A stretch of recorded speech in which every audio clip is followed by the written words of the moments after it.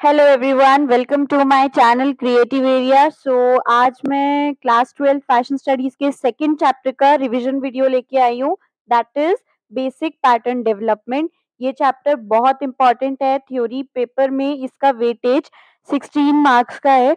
Okay जो history of fashion chapter हमने इससे पहले रिवाइज किया था उसका वेटेज 10 मार्क्स है एंड इस चैप्टर का वेटेज 16 मार्क्स है। टोटल 4 चैप्टर्स में से इसका वेटेज सबसे ज़्यादा है, सबसे इम्पोर्टेंट चैप्टर है, तो इसको सबसे ध्यान से पढ़ना है। वीडियो लंबा हो सकता है बट हम पूरा चैप्टर इसमें रिवाइज़ करेंगे, तो लास्ट तक बने रहिएगा। और मैंने लास्ट में वीडियो में बताया भी है कि मैंने कुछ एमसीक्यू क्वेश्चंस आपके लिए बनाए हैं गूगल फॉर्म्स के थ्रू। कुछ एमसीक्यू क्वेश्चंस इस तरह के बनाए हैं जो कि आपको एग्ज़ाम में 1 मार्कर क्वेश्चन को आंसर करने में हेल्प कर सकते हैं। तो please do visit that link और उसको सॉल्व करिएगा। अपना प्री बोर्ड की तैयारी भी उससे करिएगा और अपने बोर्ड की तैयारी भी उससे करिएगा। तो हम अपने चैप्टर रिवीजन से स्टार्ट करते हैं। Okay. So technical fashion pattern designing is like the blueprint or template or a guide for making clothes. अब ये वो पैटर्न नहीं है जो हमने क्लास 11th के एलिमेंट्स फंडामेंटल्स ऑफ डिजाइन में पढ़ा था, एलिमेंट्स एंड प्रिंसिपल्स में पढ़ा था। ये वो पैटर्न नहीं है या ये वैसा पैटर्न नहीं है जैसा कि हम लोग डिजाइनिंग में बनाते हैं, सर्कल वाला पैटर्न या स्ट्राइप्स वाला पैटर्न। ये पैटर्न उन पैटर्न से थोड़ा-सा अलग है बिकॉज़ ये टेक्निकल फैशन पैटर्न्स हैं। इनको स्यूइंग पैटर्न्स भी बोला जाता है, ठीक है? अगर आप इनको फैशन पैटर्न से कन्फ्यूज़ हो रहे हैं, तो आप इनको स्यूइंग पैटर्न भी बोल सकते हैं क्योंकि ये बेसिकली स्यूइंग में काम आते हैं। और वो जो पैटर्न है, वो बेसिकली डिज़ाइन्स बनाने में, प्रिंटिंग में, एम्ब्रॉयडरी में या आपको कोई सरफेस एम्बेलिशमेंट करनी है या आपको डिज़ाइन की शुरुआत करनी है, तो वो उसके लिए काम आते हैं। ये फैशन पैटर्न है जो स्यूइंग में काम आते हैं। So technical fashion pattern designing is like the blueprint. ये एक ऐसी टेम्पलेट होती है, एक ऐसा ब्लूप्रिंट होता है जिसको कि यूज करके आप अपने गारमेंट्स को स्टिच कर सकते हैं। It is a big topic that focuses on the basic principles and methods to use to create different styles of clothing. So इनको आप यूज करके अलग अलग स्टाइल्स, अलग अलग डिजाइन के क्लोथ्स सिल सकते हैं, जैसे कि crop top, t-shirt, jeans, trousers, shirt, pant, etc. For constructing a pattern, two main things are required to be done. The first one is to measure correctly. You should know how to measure a person or a dress form. So it is the first thing that you should know to construct a pattern. This involves getting the right measurements of a person so that the clothes fit well. It's like making sure to have all the right numbers before starting anything. Okay, the second thing is knowing the technique. अब हम जब कपड़े सिलने जा रहे हैं, stitching करने जा रहे हैं, पैटर्न बनाने जा रहे हैं, तो हमको टेक्निक्स के बारे में भी पता होना चाहिए कि हमें क्या मेथड यूज करना है। After having measurements, knowledge of technique to turn those numbers into into actual pattern is required. Think of it like having a set of instructions on how to cut and sew the fabric, because ऐसा नहीं होता है कि हम लोगों ने market से fabric खरीदा या फिर हमने खुद का अपना फैब्रिक डिजाइन किया और ऐसे ही उसको कटिंग करके सिलने स्टार्ट कर दिया। लेकिन ऐसा नहीं होता है। पहले एक प्रॉपर सेट ऑफ इंस्ट्रक्शंस होते हैं, पहले प्रॉपर सेट ऑफ प्रोसेस होता है जिसको कि हमें फॉलो करना पड़ता है ताकि हमारा जो गारमेंट है उसका फिट करेक्ट आए और वो बॉडी पे कॉम्प्लीमेंट करे। Okay. So, as you all know, there are different body types. Female male की बॉडी अलग होती है। इवन फीमेल्स में भी काफ़ी सारे साइज़ेज़ होते हैं, काफ़ी सारे बॉडी टाइप्स होते हैं। तो कपड़े भी बॉडी टाइप के हिसाब से ही बनाए जाते हैं और साइज़ेज़ के हिसाब से भी बनाए जाते हैं। जैसे कि आपने मार्केट में भी देखा होगा, काफ़ी सारे साइज़ेज़ अवेलेबल होते हैं, S, M, L, XL, double XL. तो ये डिफरेंट बॉडी टाइप्स के लिए ही तो बनाए जाते हैं।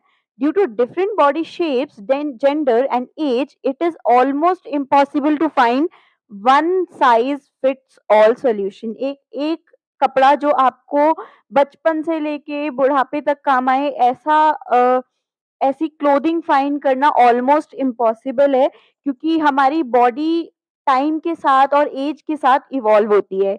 Each persons body is unique and what works for one may not work perfectly for another. जैसे कि हम हमारी सोच दूसरों से अलग होती है, इसी तरह हमारा बॉडी टाइप भी दूसरों से अलग होता है। तो हमें दूसरों को कॉपी करने की कोशिश भी नहीं करनी चाहिए और अपने बॉडी टाइप के अकॉर्डिंग कपड़े पहनने चाहिए। तो हर एक पर्सन की बॉडी यूनिक होती है, तो उनको अपने अकॉर्डिंग कपड़े पहनने चाहिए कि क्या मेरे ऊपर सबसे ज़्यादा अच्छा लगता है। So pattern makers had to keep trying to find better systems, realizing that there is no single ideal method that suits every human figure because everyone is different. लेकिन फिर भी पैटर्न मेकर्स को कोशिश करते रहनी चाहिए ताकि वो बेटर सिस्टम्स को फाइंड कर सके जिससे काम इजीली और फास्टली किया जा सके। Okay, imagine you are trying to make clothes for people, but everyone has a different body shape and size. तो ऐसा हम लोग इमेजिन करते हैं कि हमारे पास 10 लोग हैं जिनके लिए हमें कपड़े बनाने हैं, लेकिन सबका बॉडी टाइप अलग है और साइज भी अलग है। It can be tricky because our bodies are not simple shapes. उसमें बहुत अलग अलग टाइप की शेप्स होती हैं, कहीं सर्कुलर शेप होती है, कहीं रेक्टेंगुलर शेप होती है। तो अलग अलग टाइप की शेप होती है। They are kind of like puzzle of different pieces put together. One way to deal with this challenge is by using systems that rely on proportions. हमने एलिमेंट्स में भी प्रिंसिपल्स में पढ़ा था, सॉरी प्रिंसिपल्स में हमने प्रोपोर्शन के बारे में पढ़ा था कि हमें डिजाइनिंग में प्रोपोर्शन का ख्याल रखना बहुत जरूरी है। तो हम प्रोपोर्शनेट सिस्टम को भी यूज कर सकते हैं अपनी बॉडी टाइप को समझने के लिए। Proportionate systems work on an idea that you can divide the whole body into 8 equal parts like 8 heads stack on top of each other. तो मीन्स जैसे ये पूरी यहाँ पे आप फिगर देख सकते हैं, जैसे ये पूरी बॉडी है, तो हम इसको समझने के लिए, इसके प्रोपोर्शन को समझने के लिए हम क्या कर सकते हैं, इसकी बॉडी को 8 पार्ट्स में डिवाइड कर सकते हैं and the measurements around the body should be in proportion to each other. जैसे कि हेड पूरी बॉडी के प्रोपोर्शन में कितना बड़ा होना चाहिए, हैंड्स पूरी बॉडी के प्रोपोर्शन में कितने बड़े होने चाहिए। This mean that if one part is a certain size, the other part should be in the right size in relation to it. So इसके लिए ज्यादातर एक मेथड यूज होता है, मोस्ट कॉमन मेथड है ये जो पैटर्न मेकिंग के लिए यूज होता है, that is block method. It's like a basic template that includes all the main shapes when a final pattern is cut from it. Seam allowances are calculated, the extra fabric for sewing at that moment. अगर हम इसको थोड़ा सा एक बहुत ही easy example से समझे, एक बेसिक टेम्पलेट की तरह काम करता है ब्लॉक मेथड, जिसको कि यूज़ करके आप बहुत अलग-अलग टाइप के डिज़ाइन बना सकते हैं। अगर हम इसको थोड़ा-सा खाने की तरफ से समझें, मैं एक बहुत बड़ी फूडी हूँ एंड आई होप आप लोग भी होंगे। हमें अपनी ज़िंदगी में खुश रहना चाहिए और खाना-पीना चाहिए। तो अगर हम इसको फूड के एग्ज़ाम्पल से समझें, तो जैसे कि अगर मान लीजिए आपके पास बॉइल्ड पोटैटोज़ हैं, ठीक है? आप उनसे बहुत सारी अलग-अलग चीज़ें बना सकते हैं। तो वो क्या है, एक बेसिक इंग्रीडिएंट है।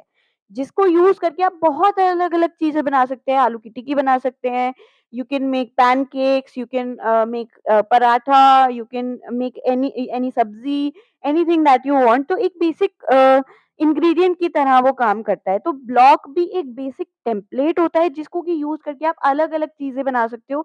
जैसे कि आपके पास बॉडीज़ का बेसिक ब्लॉक है, बॉडीज़ का ब्लॉक पैटर्न है, तो आप उसको यूज़ करके क्रॉप टॉप भी बना सकते हो। आप उसको यूज़ करके शर्ट भी बना सकते हो, आप उसको यूज़ करके टी-शर्ट भी बना सकते हो।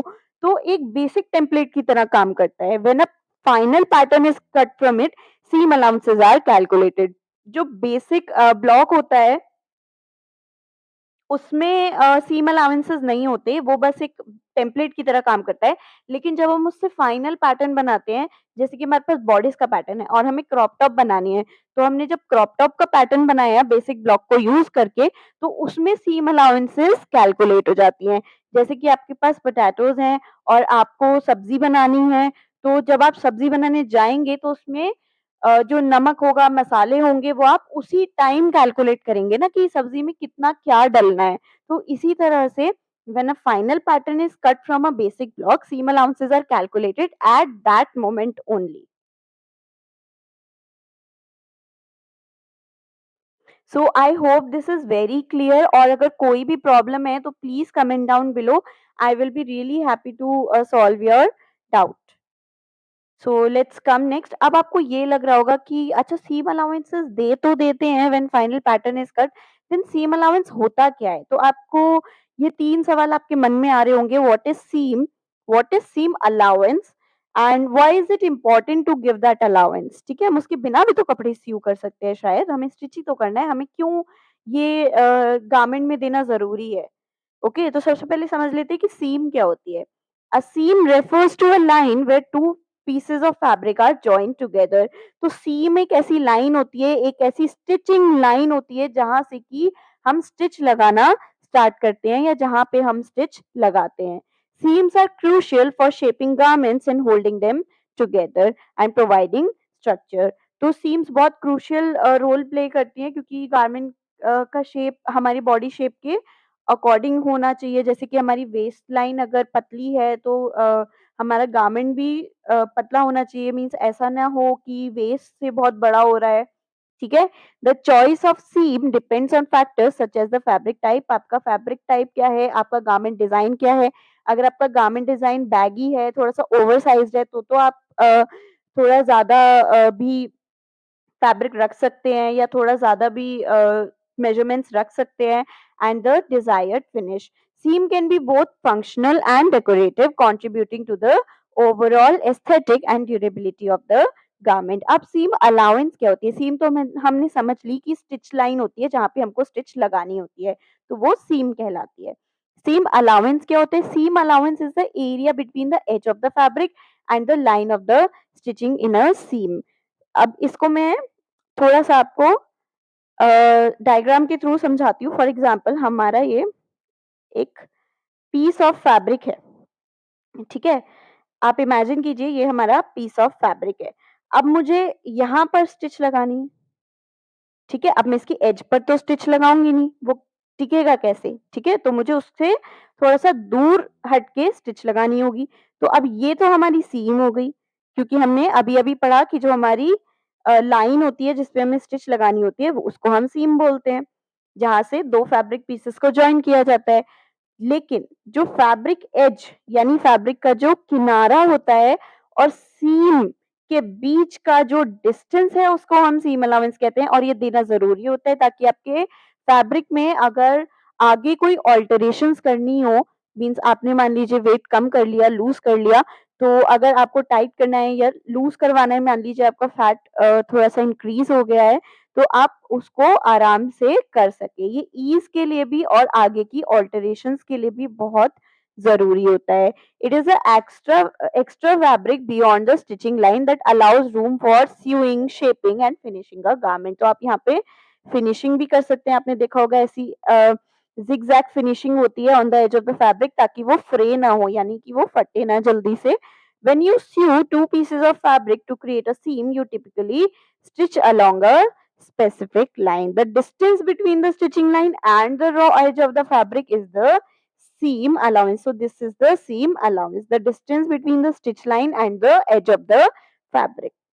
So why it is important stitching space देने के लिए ताकि अगर आपको आगे कोई अल्टरेशंस करनी हो, फिट एडजस्टमेंट्स करनी हो, उसके लिए ज़रूरी है। फिनिशिंग टेक्निक अगर आपको कोई दूसरी लगानी है तो आपको उसके लिए भी स्पेस देना ज़रूरी है क्योंकि अगर मान लीजिए मैं एज पे ही स्टिच कर दूँगी तो मैं फिनिशिंग कहाँ करूँगी? पैटर्न अल्टरेशंस आपको मान लीजिए आगे कुछ अल्टरेशंस करनी है क्योंकि हम सबसे पहले प्रोटोटाइप बनाते हैं। प्रोफेशनल लुक देने के लिए भी आपको ये चीज़ करना ज़रूरी है।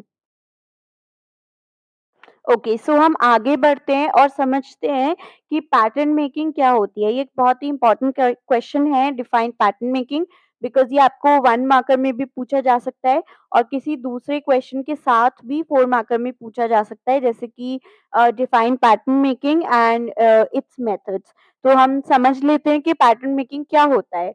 Pattern making is the process of transforming a design into its constituent flat pattern pieces and then drafting them out. तो पैटर्न मेकिंग एक ऐसा प्रोसेस है, कैसा प्रोसेस है? एक डिजाइन को ट्रांसफॉर्म करने का उसके पैटर्न पीसेस में और फिर उन पैटर्न पीसेस को ड्राफ्ट करने का। तो बेसिकली ये क्या प्रोसेस है? आपने मान लीजिए एक डिजाइन बनाया, जैसे कि हम अपनी स्क्रीन पे देख सकते हैं, हम इसको कंसिडर करेंगे कि हमने ये ड्रेस का डिजाइन बनाया है और हमको अब इसको स्टिच करना है। तो इसको स्टिच करने के लिए आप वन पीस में इसको नहीं कट कर सकते फैब्रिक पे, आपको इसके डिफरेंट डिफरेंट पीसेस को कट करना है, फ्लैट पैटर्न पीसेस को कट करना है और उनको ड्राफ्ट भी करना है। तो क्या करेंगे, सबसे पहले हम ड्रेस को एनालाइज़ करेंगे कि हमें ड्रेस के कौन-कौन से पार्ट को ड्राफ्ट करना है। For example front borders, back borders, front skirt, back skirt and sleeves. तो ये 5 पैटर्न की डिज़ाइन आप लेफ्ट साइड में देख सकते हैं। तो ये एक ऐसा प्रोसेस होता है जिसमें कि हम एक डिज़ाइन को उसके ही कॉन्स्टिट्यूएंट फ्लैट पैटर्न पीसेस में कन्वर्ट करते हैं और उनको ड्राफ्ट भी करते हैं। एक पैटर्न मेकर की भी यही जॉब होती है। The job of the pattern maker is to interpret the design, means analyse the design into sample pattern pieces and then drafting them out. Pattern making can be divided into two parts, namely measuring correctly. सबसे पहले आपको measurements लेनी आनी चाहिए कि measurements कैसे ली जाती हैं, एंड नॉलेज ऑफ टेक्निक कि आपको कौन सा मेथड यूज करना है, मीन्स डार्ट्स कहाँ पे देनी है एंड आर्म होल कितना डीप कर्व देना है। सो ये टेक्निक्स आपको आनी चाहिए कंस्ट्रक्ट करने की, including the necessary seam allowances, because because basic block जब आप बना रहे हैं उसमें जरूरी नहीं होता है, लेकिन अगर आप एक डिजाइन को कन्वर्ट कर रहे हैं स्टिच करने के लिए तो आपको वहां पे सीम अलाउंस कैलकुलेट करना है। Okay, so pattern for the garment is the blueprint on the basis of which fabric is cut. तो एक टेम्पलेट होता है, एक ब्लूप्रिंट होता है जिससे कि हम फैब्रिक को कट कर सकते हैं।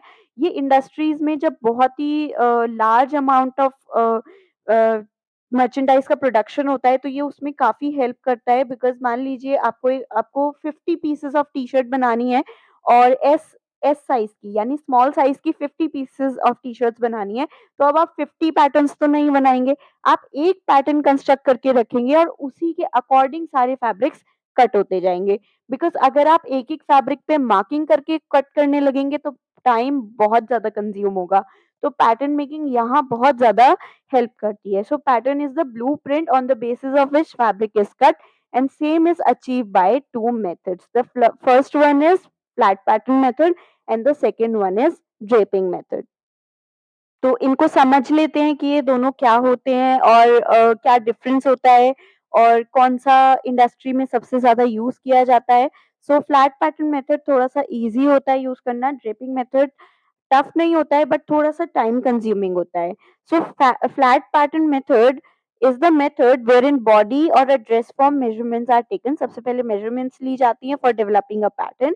The measurements are then converted into a pattern. For example, अगर मैं आपको रेक्टेंगल की साइड्स बताऊँ कि इस साइड से आपको रेक्टेंगल एक ड्रॉ करना है, तो क्या आप ड्रॉ कर पाएँगे? येस। तो मेजरमेंट्स लेने के बाद आपको पैटर्न में भी यही करना है।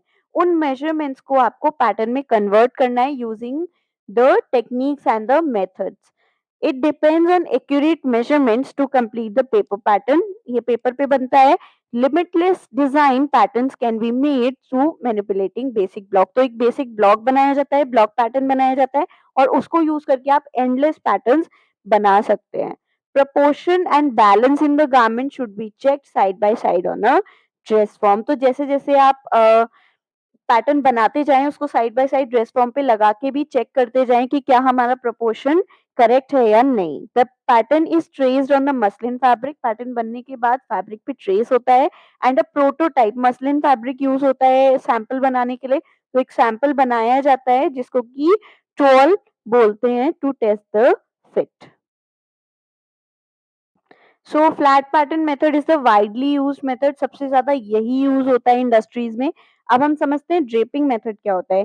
Draping method is the oldest pattern making method. ये पहले काफी यूज किया जाता था and is generally regarded as a creative approach, क्योंकि आप इसी इसमें जब आप क्योंकि इसमें फैब्रिक को डायरेक्टली ड्रेस फॉर्म पे ड्रेप करके फिर स्टिच कर दिया जाता है। तो ड्रेपिंग मेथड कुछ इस तरह का होता है। तो इसमें आप क्रिएटिविटी काफ़ी दिखा सकते हैं, क्योंकि फैब्रिक को मैनिपुलेट करके आप नए-नए डिज़ाइन्स बना सकते हैं। लेकिन ये थोड़ा-सा टाइम कंज्यूमिंग होता है, फ्लैट पैटर्न मेथड थोड़ा ईज़िली बन जाता है। In this method a piece of two dimensional fabric is draped directly on a dress form और figure.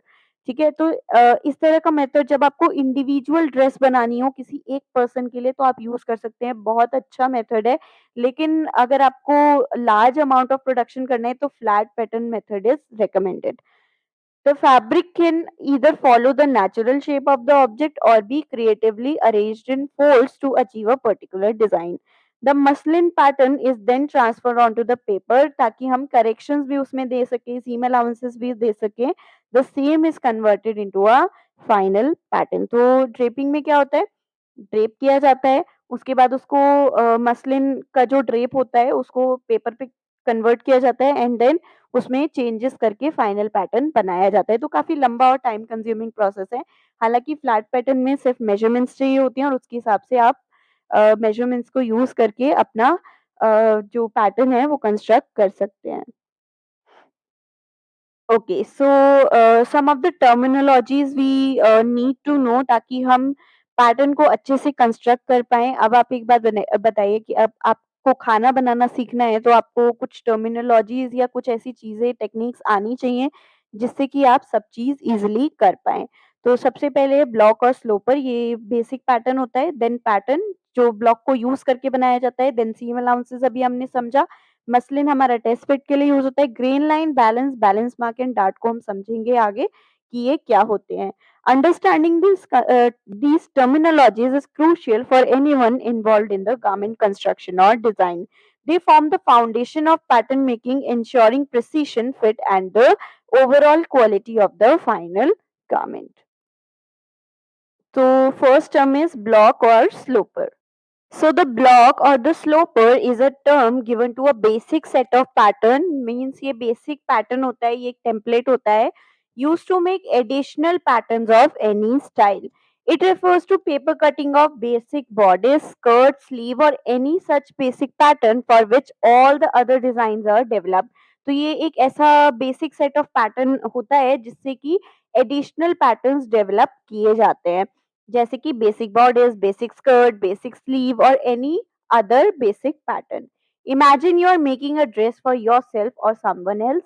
For this, you need a starting point like a blueprint. यहाँ stitching की बात हो रही है. This starting point is what we call a block. Block is like a template or pattern piece that is crafted to match the size and shape of a particular body. तो ये एक template होता है, एक pattern piece होता है जिसको कि बनाया जाता है एक पर्टिकुलर साइज के लिए. आप बेसिक ब्लॉक को भी अलग-अलग साइजेस का बना सकते हैं जैसे कि S, M, L, XL. So the block is tailored to fit in body perfectly. The basic blocks can be drafted to fit individual sizes by measurement instead of standard measurements. तो basic block ऐसा नहीं है कि standard sizes जैसे कि S, M, L इन्हीं के लिए बनाए जा सकते हैं. नहीं, आप इंडिविजुअल साइजेस के लिए भी बेसिक ब्लॉक या पैटर्न डेवलप कर सकते हैं. It has darts to fit the contours of the body क्योंकि हमारी बॉडी में अलग अलग टाइप की शेप्स इन्वॉल्व है. तो जिसकी वजह से हमारी जो बॉडी का नेचुरल शेप है उसके अकॉर्डिंग गारमेंट को बनाने के लिए डार्ट्स को इंक्लूड किया जाता है जिसको कि हम आगे समझेंगे कि डार्ट्स क्यों होती हैं, क्यों बनाई जाती हैं. But neither any design features nor seam allowance. तो ब्लॉक और स्लोपर में डार्ट्स तो होती है लेकिन कोई सीम अलाउंस नहीं होती. सीम अलाउंस हम लोग पैटर्न डेवलप करते टाइम उसमें कैलकुलेट करते हैं. तो जैसा कि आप यहाँ पे देख सकते हैं, ये एक बेसिक ब्लॉक है जिसमें कि बैक पार्ट है और फ्रंट पार्ट है. ये फ्रंट पार्ट को जोड़ के मैंने आपको दिखाया है यहाँ पे. ये नेक लाइन वाला पार्ट है. ये जो आप ट्रायंगल शेप देख रहे हैं ये सब डार्ट्स हैं. तो हम डार्ट्स को भी आगे थोड़ा-सा समझेंगे. एंड ये बैक पोर्शन है, ये फ्रंट पोर्शन है. तो इस तरह से पैटर्न को ड्राफ्ट किया जाता है, कंस्ट्रक्ट किया जाता है. ये बेसिक ब्लॉक है, इसमें कोई सीम अलाउंस नहीं है, लेकिन इसमें डार्ट्स हैं. ओके, तो जैसा कि आप यहाँ पे एक डिजाइन देख सकते हैं तो इस बेसिक बॉर्डर्स को या बेसिक ब्लॉक को यूज करके हम इसको इसमें कन्वर्ट कर सकते हैं. मीन्स एक क्रॉप टॉप का पैटर्न बेसिक टेम्पलेट को यूज करके बना सकते हैं. सो एक बेसिक ब्लॉक में क्या क्या होना चाहिए. It should carry the following information. Name of the block जैसे कि स्कर्ट का ब्लॉक है या बॉडीज का ब्लॉक है तो वो उस पर लिखा होना चाहिए. ग्रेन लाइन ड्रॉ होनी चाहिए.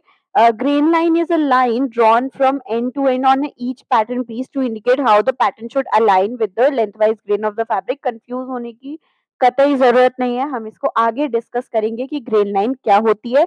बस आपको इतना ध्यान रखना है कि ब्लॉक पे ग्रेन लाइन ड्रॉ होनी चाहिए और साइज लिखा होना चाहिए कि आपने ब्लॉक किस साइज का बनाया है।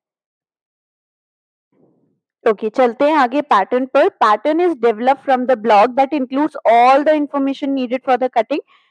जो हमने ब्लॉक पढ़ा उसमें 3 इन्फॉर्मेशंस होनी चाहिए, जैसे कि साइज, ठीक है, ग्रेन लाइन और ब्लॉक किस चीज का है, तो वो सारी इन्फॉर्मेशन होनी चाहिए। लेकिन पैटर्न में और भी एडिशनल इन्फॉर्मेशन होती है जो कि कटिंग और प्रोडक्शन में हेल्प करती है, इंक्लूडिंग सीम अलाउंस। इसको नहीं भूलना है क्योंकि पैटर्न में ही सीम अलाउंस होता है, ब्लॉक में नहीं होता है। So the following should be included on a pattern. सबसे पहले देख लेते हैं कि पैटर्न दिखता कैसा है। पैटर्न कुछ इस तरह का दिखता है, बेसिक ब्लॉक से ही डेवलप किया जाता है तो उसकी तरह ही दिखता है, लेकिन इसमें क्या होता है, seam allowance, edge of the fabric and the line of the stitching. तो ये जो गैप है ये होना बहुत जरूरी है, this is known as seam allowance. तो ये जो आप लाइन देख रहे हैं ये बेसिकली यही ग्रेन लाइन होती है एंड इस पे और भी इंफॉर्मेशन मार्क्ड होती है, वो अभी हम देखेंगे कि क्या क्या इंक्लूड होना चाहिए। एक पैटर्न में ग्रेन लाइन होनी चाहिए, ठीक है, वो तो एक ब्लॉक में भी होती है। सेंटर फ्रंट या सेंटर बैक लिखा होना चाहिए कि पैटर्न किस तरफ का है, बैक का है या फ्रंट का है। स्टाइल नंबर और कोड नंबर, आप अपने पैटर्न को कोई भी कोड नंबर दे सकते हैं ताकि आप इसको आगे भी एक्सेसिबल रख सके। अगर आपने हंड्रेड्स ऑफ पैटर्न बनाए हैं तो आपको पता होना चाहिए या आपके पास उसकी डिटेल्स होनी चाहिए ताकि आप उसको इजीली फाइंड कर सके। जैसे कि यहाँ पे एक एग्जांपल दिया हुआ है तो इस तरह से 01, 02, 03, 04, आप इस तरह से कोई भी स्टाइल नंबर, कोई भी कोड नंबर, इसका कोई स्पेसिफिक रूल नहीं है, आप अपने पैटर्न को दे सकते हैं। पैटर्न पीस उस पे डिफाइन होना चाहिए कि स्कर्ट का है, स्कर्ट का साइड, स्कर्ट का बैक है, स्कर्ट का फ्रंट है, क्या है, ठीक है। साइज इसमें इंक्लूड होना चाहिए, या तो साइज नंबर 32, 34, 36 या फिर आप इस तरह से लेटर्स से भी डिनोट कर सकते हैं। अब कुछ-कुछ फैब्रिक पीसेस ऐसे होते हैं जो कि फ़ोल्ड पे कट होते हैं, कुछ-कुछ ऐसे होते हैं जो सिंगल पीस में कट होते हैं, कुछ-कुछ ऐसे होते हैं जिनके डबल पीस चाहिए होते हैं, तो कटिंग इन्फॉर्मेशन भी हमारे पैटर्न पे होनी चाहिए कि हमको कट 1 पीस चाहिए, कट 2 पीस चाहिए या कट ऑन फ़ोल्ड चाहिए, ताकि जो कटिंग करने वाला बंदा है उसको पता चले कि मुझे इसको कट कैसे करना है। बिकॉज़ पैटर्न मास्टर तो पैटर्न बना देता है, अब वो कटिंग मास्टर को कैसे पता चलेगा, ठीक है? ताकि उसपे जब उसपे सारी इन्फॉर्मेशन मेंशन्ड होगी तो कटिंग करनी बहुत ईज़ी हो जाएगी। ओके, नॉचेस मार्क होने चाहिए, तो हम नॉचेस को भी आगे डिस्कस करेंगे कि नॉचेस क्या होते हैं। ये बेसिकली मार्क्स होते हैं जहाँ पे कि आपको पता चले कि आपको कहाँ पे पीस को असेंबल करना है या कहाँ पे जोड़ना है। Directional fabric for which have designs in one direction such as floral prints, types, plate, कुछ इस तरह के अगर प्रिंट वाले फैब्रिक हैं तो a symbol cut one way or brackets is indicated on the pattern, और डेट भी होनी चाहिए कि आपने किस डेट में ये बनाया था। ओके, तो हमने ये देख लिया है कि पैटर्न किस तरह का, ये बेसिक स्लीव का है, ये स्कर्ट का है एंड ये बॉडिस का है। तो ये आपका सारा प्रैक्टिकल पार्ट है, जब आप इसको कंस्ट्रक्ट करते हैं तो ये पूरा एक प्रैक्टिकल पार्ट है जो कि आपने अपनी क्लास में किया भी होगा, बट थ्योरी भी इक्वली इम्पोर्टेंट है, 16 मार्क्स का वेटेज रखती है। तो हम आगे समझते हैं। सीम अलाउंस हमने देखा, सीम अलाउंस क्या होता है, फैब्रिक की एज और स्टिच लाइन के बीच का जो गैप होता है उसको सीम अलाउंस बोलते हैं। The amount of seam allowance required for each seam line may vary depending on the location and and purpose. आप पूरी बॉडी में या मान लीजिए फॉर एग्जांपल एक शर्ट है, अब एक शर्ट में अलग-अलग सीम होंगी, जैसे कि कहीं पे स्लीव अटैच होगी तो वहाँ की सीम होगी, साइड सीम होगी, फ्रंट सीम होगी, तो हर जगह की मेजरमेंट के लिए अलग सीम अलाउंस होता है। अगर कहीं पे शार्प कर्व्स है तो आप 1/4 इंच वहाँ पे देंगे, half inch for neck line, arm hole, waist line, style line. For side seam, center line, shoulder and plackets is 1 inch. For straight hemline is 2 inch. Means जो hemline जो bottom line होती है उसके लिए 2 inch. जो side seam होती है, जो साइड स्टिचेस होती हैं हमारे गारमेंट्स में, उसके लिए 1 इंच। कोई भी नेकलाइन हो, आर्म होल हो या कोई भी स्टाइल लाइन हो उसके लिए हाफ इंच, और कोई भी शार्प कर्व होता है, कोई छोटा कर्व होता है तो उसके लिए 1/4 इंच। ओके, मसलिन हमने पढ़ा था कि मसलिन एक ऐसा रॉ फैब्रिक होता है, एक this is basically unbleached plain woven cotton fabric available in light and medium heavy weight. तो ये हर तरह के वेट्स में अवेलेबल होता है, आप कोई भी अपने कॉस्ट के अकॉर्डिंग चूज कर सकते हैं। तो ये फैब्रिक किस लिए यूज होता है, ये सैंपल पीस बनाने के लिए यूज होता है। Medium quality muslin is generally use for test fitting and draping. Okay, so the next is grain line. अब ग्रेन लाइन हमने ब्लॉक में भी देखा, पैटर्न में भी देखा कि ये मार्क होनी चाहिए पैटर्न पे, बट बेसिकली ये होती क्या है, ग्रेन क्या होती है? Every fabric has a natural direction called the grain. हमने जब वीविंग पढ़ी थी क्लास 11th में, तो हमने ये पढ़ा था कि हमारे फैब्रिक में 3 डायरेक्शंस, बेसिकली 2 डायरेक्शंस में यार्न्स होते हैं, that is warp and weft. It's like the fabric's own guide telling you which way it likes to stretch and hang. तो जो warp डायरेक्शन होती है, इसको थोड़ा-सा हम एक पिक्चर के थ्रू समझेंगे। लेफ्ट साइड फर्स्ट पिक्चर आप देख रहे होंगे, इसके थ्रू अगर हम इसको थोड़ा-सा समझना चाहें, तो हमें 3 डायरेक्शंस बेसिकली दी हुई है और एक सेल्वेज की लेबलिंग दी हुई है। तो सेल्वेज बेसिकली क्या होती है, ये हमारे फैब्रिक के लेंथ वाइज एक वोवन स्ट्रिप होती है, जिसको हम लोग फैब्रिक की लेंथ डिटरमाइन करने के लिए बेसिकली यूज करते हैं। तो सेल्वेज के पैरेलल, हमेशा सेल्वेज के पैरेलल वॉप यार्न्स होंगे, और जो वॉप यार्न्स होते हैं वो हमेशा फैब्रिक की लेंथ को डिटरमाइन करते हैं। तो this direction is known as length wise grain. जो सेल्वेज के परपेंडिकुलर होती है उसको हम क्रॉस वाइज ग्रेन बोलते हैं, एंड जो 45 डिग्रीज पे होती है उसको हम बायस बोलते हैं। So green line is a line drawn from end to end on a each pattern piece। अगर हम थोड़ा सा पहले ऊपर जाए, तो हम यहाँ अगर अपने पैटर्न पीसेस देखते हैं, तो ये जो लाइन ड्रॉ हुई हुई है, इसको बेसिकली ग्रेन लाइन बोला जाता है। So it is drawn from end one end to another end on the each pattern piece to indicate how the pattern should align the length wise grain of the fabric. तो ये हमें बताता है कि हमें फैब्रिक की length wise grain पे, यानी कि लेंथ वाइज डायरेक्शन पे अपने पैटर्न को किस तरह से रखना है। Which ever be the direction in which the grain line is drawn, आपके पैटर्न पे ग्रेन लाइन किसी भी डायरेक्शन में ड्रॉन हो, ये फैब्रिक के सेल्वेज के पैरेलल ही हमेशा प्लेस किया जाता है, यानी कि लेंथ वाइज ग्रेन पे ही हमेशा प्लेस किया जाता है। बस उसकी जो रोटेशन होती है वो थोड़ी सी शिफ्ट कर दी जाती है, उसको हम आगे एक पिक्चर में समझेंगे। सबसे पहले ये 3 पॉइंट्स आपको दिमाग में रखने हैं कि for patterns cut along the length wise grain, यानी कि अगर आप चाहते हो कि आपका जो फैब्रिक है वो सेल्वेज के पैरेलल कटे, तो आपको ग्रेन लाइन वर्टिकल रखनी है अपने पैटर्न पे। अगर क्रॉस वाइज ग्रेन पे आप अपने फैब्रिक का कट चाहते हैं, तो आपको परपेंडिकुलर रखना है सेल्वेज के, यानी कि आपको एक हॉरिजॉन्टल लाइन अपने पैटर्न पे बनानी है। और अगर बायस पे आप चाहते हो कि आपका फैब्रिक कट हो, तो आपको एक 45 डिग्री एंगल, यानी कि डायगोनल लाइन अपने पैटर्न पे फॉर्म करनी है। लेकिन किसी भी डायरेक्शन में आप अपने पैटर्न पे लाइन बनाएं, वो सेल्वेज के हमेशा पैरेलल ही रखा जाएगा, जैसा कि आप इस पिक्चर में देख सकते हैं। अब आप देखेंगे तो सेल्वेज यहाँ पे है, और हमारे तीनों पैटर्न सेल्वेज के पैरेलल ही रखी हुई है। तीनों लाइंस सेल्वेज के, इवन बायस भी सेल्वेज के एकदम पैरेलल है। बेशक पैटर्न का रोटेशन थोड़ा-सा डिफरेंट है, शिफ्ट कर दिया गया है according to the grain line drawn on the pattern. तो पैरेलल अगर वर्टिकल लाइन है तो आप सीधा-सीधा उसको रख देंगे, अगर हॉरिजॉन्टल है तो पैटर्न को घुमा के रखेंगे, एंड बायस है तो थोड़ी-सी 45 डिग्री एंगल पे रोटेट करके रखेंगे। आई होप दिस इज क्लियर। तो व्हिचएवर डायरेक्शन आप अपने पैटर्न पे ड्रॉ करें, वो फैब्रिक पे सेल्वेज के हमेशा पैरेलल ही प्लेस किया जाएगा।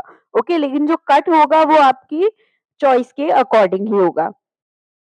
जैसा कि आप चाहते हैं कि अगर आपका फैब्रिक बायस पे कटे, तो क्योंकि पैटर्न हल्का-सा रोटेटेड रखा हुआ है, तो वो 45 डिग्री पर ही कट होगा। लेकिन आपको ये ध्यान रखना है कि सेल्वेज की अगर पैरेलल लाइन, सेल्वेज की जो लाइन है, उसके पैरेलल ही आपकी ग्रेन लाइन होनी चाहिए। मीन्स आप पैटर्न पे तो अपनी डिग्री के अकॉर्डिंग ही ड्रॉ करें, लेकिन जब आप फैब्रिक पे उसको रखें, तो वो सेल्वेज के पैरेलल होना चाहिए।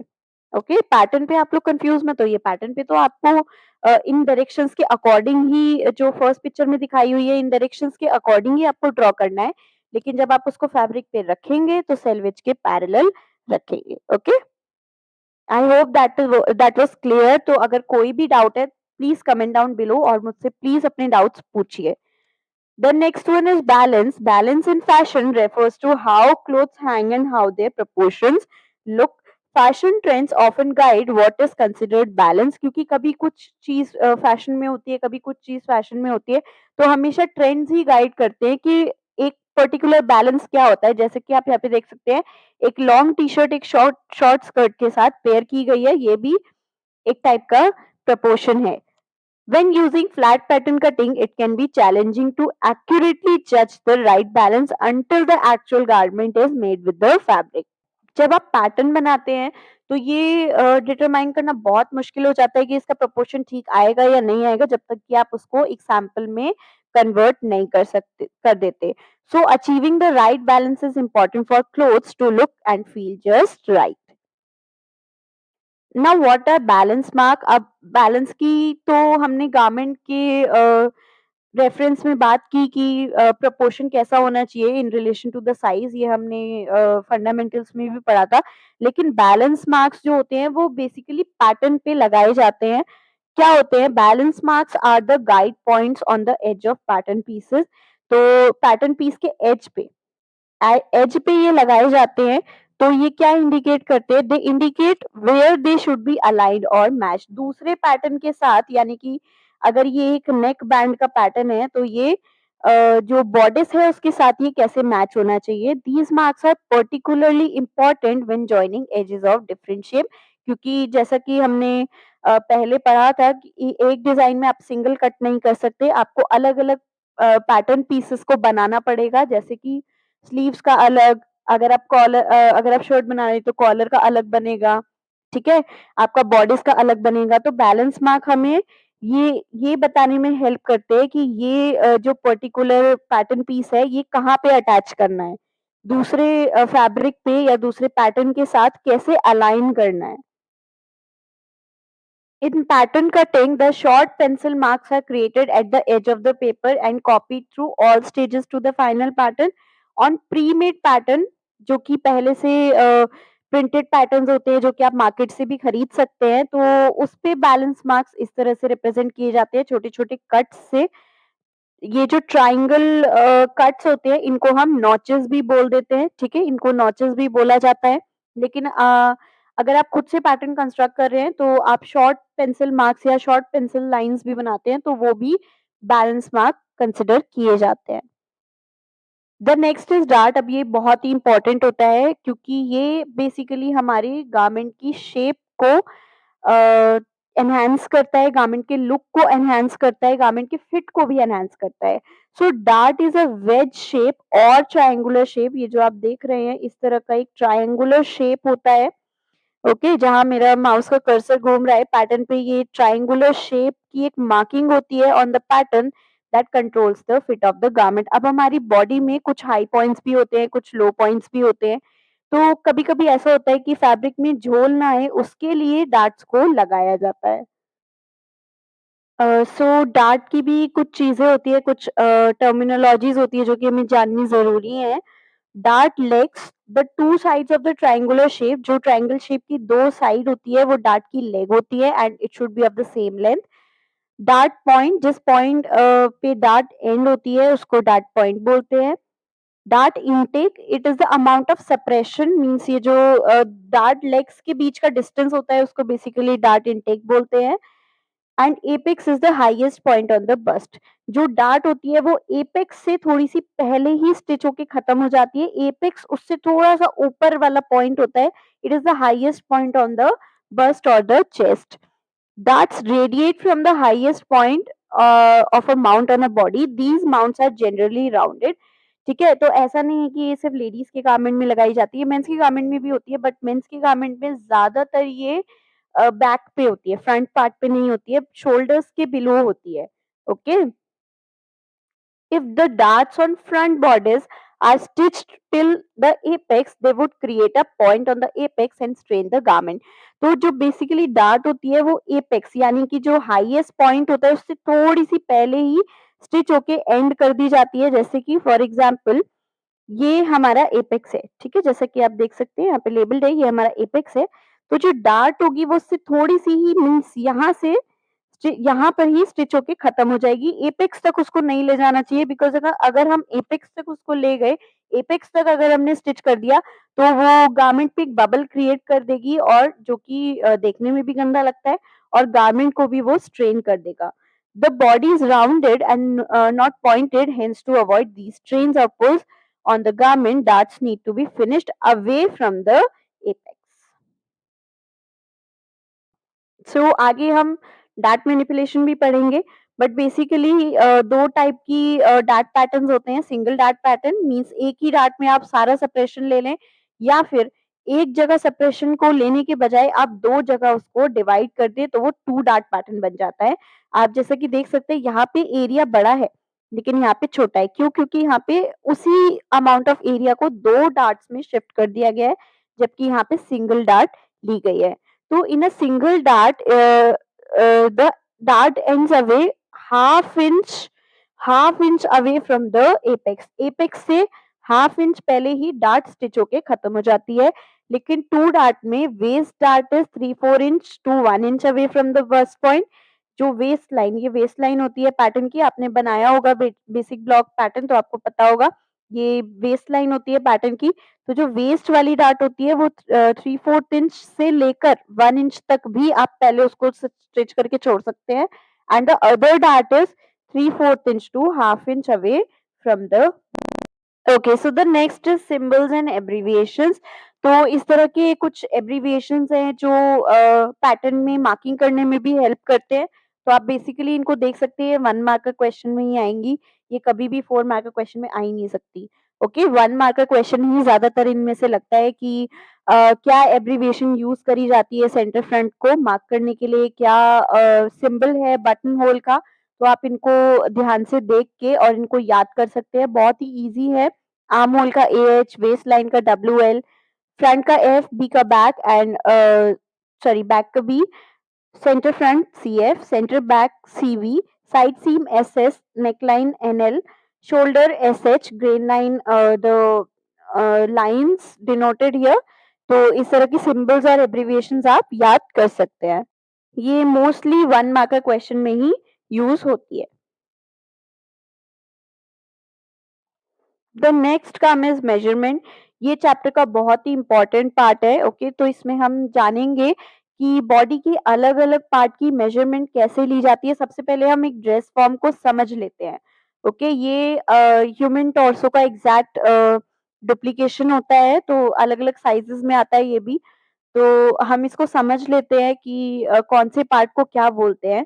सो मैं पेन ले लेती हूँ अपना ताकि मैं और भी आसानी से समझा पाऊँ। तो ये जो होती है ये शोल्डर लेंथ होती है, this is known as shoulder length, जो कि यहाँ पे मार्क्ड है, दिस इज़ शोल्डर लेंथ। ये नेक लाइन होती है बेसिकली जो हमारी इस तरह से हमारी नेक पे फॉल करती है, इसको हम नेक लाइन बोलते हैं। प्रिंसेस लाइन जो हमारी सेंटर लाइन और साइड लाइन के बीच में फॉल होती है उसको हम प्रिंसेस लाइन बोलते हैं। This is arm plate. अभी ये आर्म प्लेट खाली है बट इसमें जो हैंड्स हैं वो भी अटैच्ड आते हैं। दिस इज सेंटर पॉइंट और the centre front line. Okay, इसको सेंटर फ्रंट लाइन भी बोलते हैं एंड इसको सेंटर बैक लाइन भी बोलते हैं। साइड सीम जो हमारे बॉडी के साइड कंटूर्स होते हैं, साइड लाइंस होती हैं, उनको साइड सीम बोलते हैं। वेस्ट पे फॉल होने वाली लाइन को वेस्ट लाइन बोला जाता है। वेस्ट लाइन से थोड़ा-सा नीचे आएँगे तो हिप लाइन होती है and then the lower side seam, ठीक है? ये केज होता है। बेसिकली आपको लग रहा होगा कि इसमें तो ट्राउज़र बनाने के लिए कुछ है ही नहीं, बट इस तरह के टॉर्सोस भी आते हैं, इस तरह के ड्रेस फॉर्म्स भी आती है जिसमें कि लेग्स होती हैं, ठीक है? वेस्ट लाइन के बाद आपको लेग्स देखने के लिए मिल जाएँगी। तो इनमें केज लगा होता है, जो इस तरह के टॉर्सो होती है, ये गाउन्स और स्कर्ट्स बनाने के लिए बहुत हेल्पफुल होते हैं। तो अब हम समझेंगे कि ये अलग-अलग बॉडी पार्ट्स की मेजरमेंट्स हम कैसे मेजर करते हैं। सबसे पहले हम आते हैं फ्रंट लेंथ पे। तो आप यहाँ पे नंबर्स देख सकते हैं, नंबर्स से डिनोटेड है। The first one is front length, shoulder neck intersection. Shoulder shoulder और नेक का जो इंटरसेक्शन होता है वहां से लेकर ओवर द बस्ट, बस्ट के ऊपर, बस्ट को छोड़ना नहीं है, over the bust take care to measure with a hand under means जब आप यहाँ पर आए तो बस्ट के ऊपर नहीं, बस्ट के नीचे अंडर आपको हैंड लगा लेना है। तो अंडर द बस्ट, तो आपको ये पूरा वेस्ट लाइन तक लेके आना है। So this will be front length. Centre front आपको नेक के सेंटर से लेके और वेस्ट लाइन तक मेजर करना है। Centre front neck intersection to centre front waist intersection. Okay, the next one comes is shoulder to waist line. तो जो shoulder tip to side seam till the waist line. Under arm seam, ये arm hole से थोड़ा सा नीचे from a point X 1 inch below the arm hole. आप arm hole से 1 inch नीचे आएंगे तो आपको पॉइंट एक्स मिल जाएगा, और पॉइंट एक्स से हमको waist line intersection side seam measure करना है for the under arm seam. The next comes is shoulder length. Shoulder length कैसे लेनी है? फ्रॉम शोल्डर नेक इंटरसेक्शन, ये वाला जो पॉइंट है वहां पे शोल्डर और नेक इंटरसेक्ट हो रहे हैं, तो shoulder neck intersection to the princess line and till the shoulder tip. I hope this is clear. Width of bust, हमें सेंटर फ्रंट जो फ्रंट वाला मार्क होता है वहां से लेकर over the bust and then till the side seam. Width of bust measurement is from center front over the bust to the point x या कोई पॉइंट नहीं भी अगर आप कंसिडर करें, to the straight line till the side seam. Front waistline, center front to the side seam intersection. Okay, front hip line, place a pin 7 inch below the waistline. आपको waistline से 7 inch below नीचे आना है on the centre front line, और इधर आपको एक point mark कर देना है या फिर आपको एक स्टाइल टेप लगा देनी है यहाँ पे। अभी हम समझेंगे स्टाइलिंग टेप क्या होती है। एक रिबन टाइप का होता है जिससे कि आप मार्किंग्स कर सकते हैं इजीली। ठीक है, तो आपको हिप लाइन कहाँ से मेजर करनी है? जहाँ से आपने 7 इंच बिलो वो मार्क किया है टिल द साइड सीम। ठीक है, और अगर आपको राउंड लेनी है तो आप पूरी इंच टेप घुमाकर और यहाँ पर एंड करेंगे। Same goes with the waist line. Measurements for the apex measurement, center front से till the bust point, the highest point of the bust, and tape should be parallel to the floor. Center front to princess line, center front से लेके princess line तक उसको measure करना है। Okay, shoulder blade, mark a point Y on center back. Y कहाँ पे आना चाहिए? Such that the center back neck intersection to the point Y means ये distance is equal to 1 of the center back length. इसका मतलब है कि आपको पूरी center back length पहले measure करनी है, यहाँ से लेके सेंटर बैक नेक इंटरसेक्शन से वेस्ट लाइन तक आपको पूरा मेजर करना है, एंड देन उसका 1/4 निकालना है। जो भी मेजरमेंट आए आप वहां से ऊपर से वाई एक पॉइंट मार्क कर सकते हैं। अब वाई से लेके आपको आर्म होल तक मेजर करना है, तो वो आपका शोल्डर ब्लेड हो जाएगा। Width of back from point X to the center back keeping the tape parallel to the floor. Okay, ये आप देख सकते हैं, तो ये width of back आपको दे देगा। बैक वेस्ट लाइन सेम जैसे हमने फ्रंट की करी थी ऐसे बैक की भी कर सकते हैं, and same goes for the back hip line. Centre back length from the center back neck intersection till the center back waist line. Centre back to princess line, जैसा कि हमने फ्रंट में किया था, हमने सेंटर से प्रिंसेस लाइन तक major किया था। The next is centre front length for lower garment. अब हम लोअर गारमेंट की तरफ अगर आते हैं तो कैसे मेजर करेंगे? Centre front length for lower garment waist line intersection से पूरा जहां तक भी आपको लेंथ कंसिडर करनी है आप वहां तक मेजर कर सकते हैं। फॉर एग्जांपल अगर आप लॉन्ग स्कर्ट बना रहे हैं तो शायद आपको और ज्यादा लेंथ चाहिए होगी। ठीक है, तो आप अपनी डिजायर्ड अपनी डिजाइन के अकॉर्डिंग इसको मेजर कर सकते हैं। सेंटर तो सेंटर बैक लेंथ भी सेम प्रोसीजर से ही मेजर होती है। Centre back waist line intersection से अपनी डिजायर्ड लेंथ तक आप मेजर कर सकते हैं। So the next is side seam length from waist line intersection at the side seam, अब ये लोअर गारमेंट की बात हो रही है, तो वेस्ट लाइन इंटरसेक्शन से लेकर आप एंकल तक इसको मेजर कर सकते हैं या अपनी डिजायर्ड लेंथ के अकॉर्डिंग इसको मेजर कर सकते हैं। The next is क्रॉच depth. अब ये इम्पोर्टेंट है, ये 1 मार्क का क्वेश्चन में बहुत ज्यादा पूछा जाता है, तो ये मेजरमेंट पार्ट में सबसे ज्यादा इम्पोर्टेंट है। क्रॉच डेप्थ दो तरीके से मेजर हो सकती है। अगर आप ड्रेस फॉर्म पे मेजर कर रहे हैं तो आप इस तरह से एक एल स्केल रख के मेजर कर सकते हैं between the legs of dress form and note the measurement at the waist line. तो आप इस तरह से एल स्केल रखेंगे और आपकी वेस्ट लाइन पर जो भी मेजरमेंट आ रही होगी आप उसको रिकॉर्ड कर लेंगे। लेकिन अगर आप बॉडी पर मेजर कर रहे हैं तो आप जिसकी भी बॉडी पर मेजर कर रहे हैं आप उस पर्टिकुलर पर्सन को बोलिएगा कि वो बैठ जाएं। So in seated position measure from waist line से लेकर intersection at side seam over the figure to the seat of the chair. तो वेस्ट लाइन से लेके वो जहां तक भी लास्ट जहां तक भी वो बैठे हैं जो लाइन वहां पर आ रही है वहां तक आपको मेजर करना है। Ease will need to be added here, तो इधर आपको ईज ऐड करने की जरूरत पड़ सकती है। This measurement includes 1/4 inch ease as the L square is generally wide. तो इसमें ऑलरेडी ईज इंक्लूड हो जाती है बट आपको सीटेड पोजीशन में ईज इंक्लूड करने की नीड पड़ सकती है। अब हम जाएंगे नेक्स्ट मेजरमेंट पे। तो नेक्स्ट है नी सर्कमफ्रेंस। तो सर्कमफ्रेंस का मतलब होता है कि round measurement over the knee bone. तो आप इधर 21 पॉइंट पे देख सकते हैं, पूरा आपको राउंड टेप को राउंड करके मेजरमेंट लेना है। एंकल मेजरमेंट भी सेम मेथड से आप रिकॉर्ड कर सकते हैं। Okay, so the next is cap height. Tie a tape around the biceps of arm close to the armpit। तो आप इसमें देख सकते हैं इस तरह से आपको armpit के अराउंड एक टेप लगा देनी है। Cap height is from the shoulder intersection to the top of the tape. तो आप यहाँ से जहां भी आपने बाइसेप पर टेप लगाई है वहां तक का मेजरमेंट रिकॉर्ड कर लेंगे।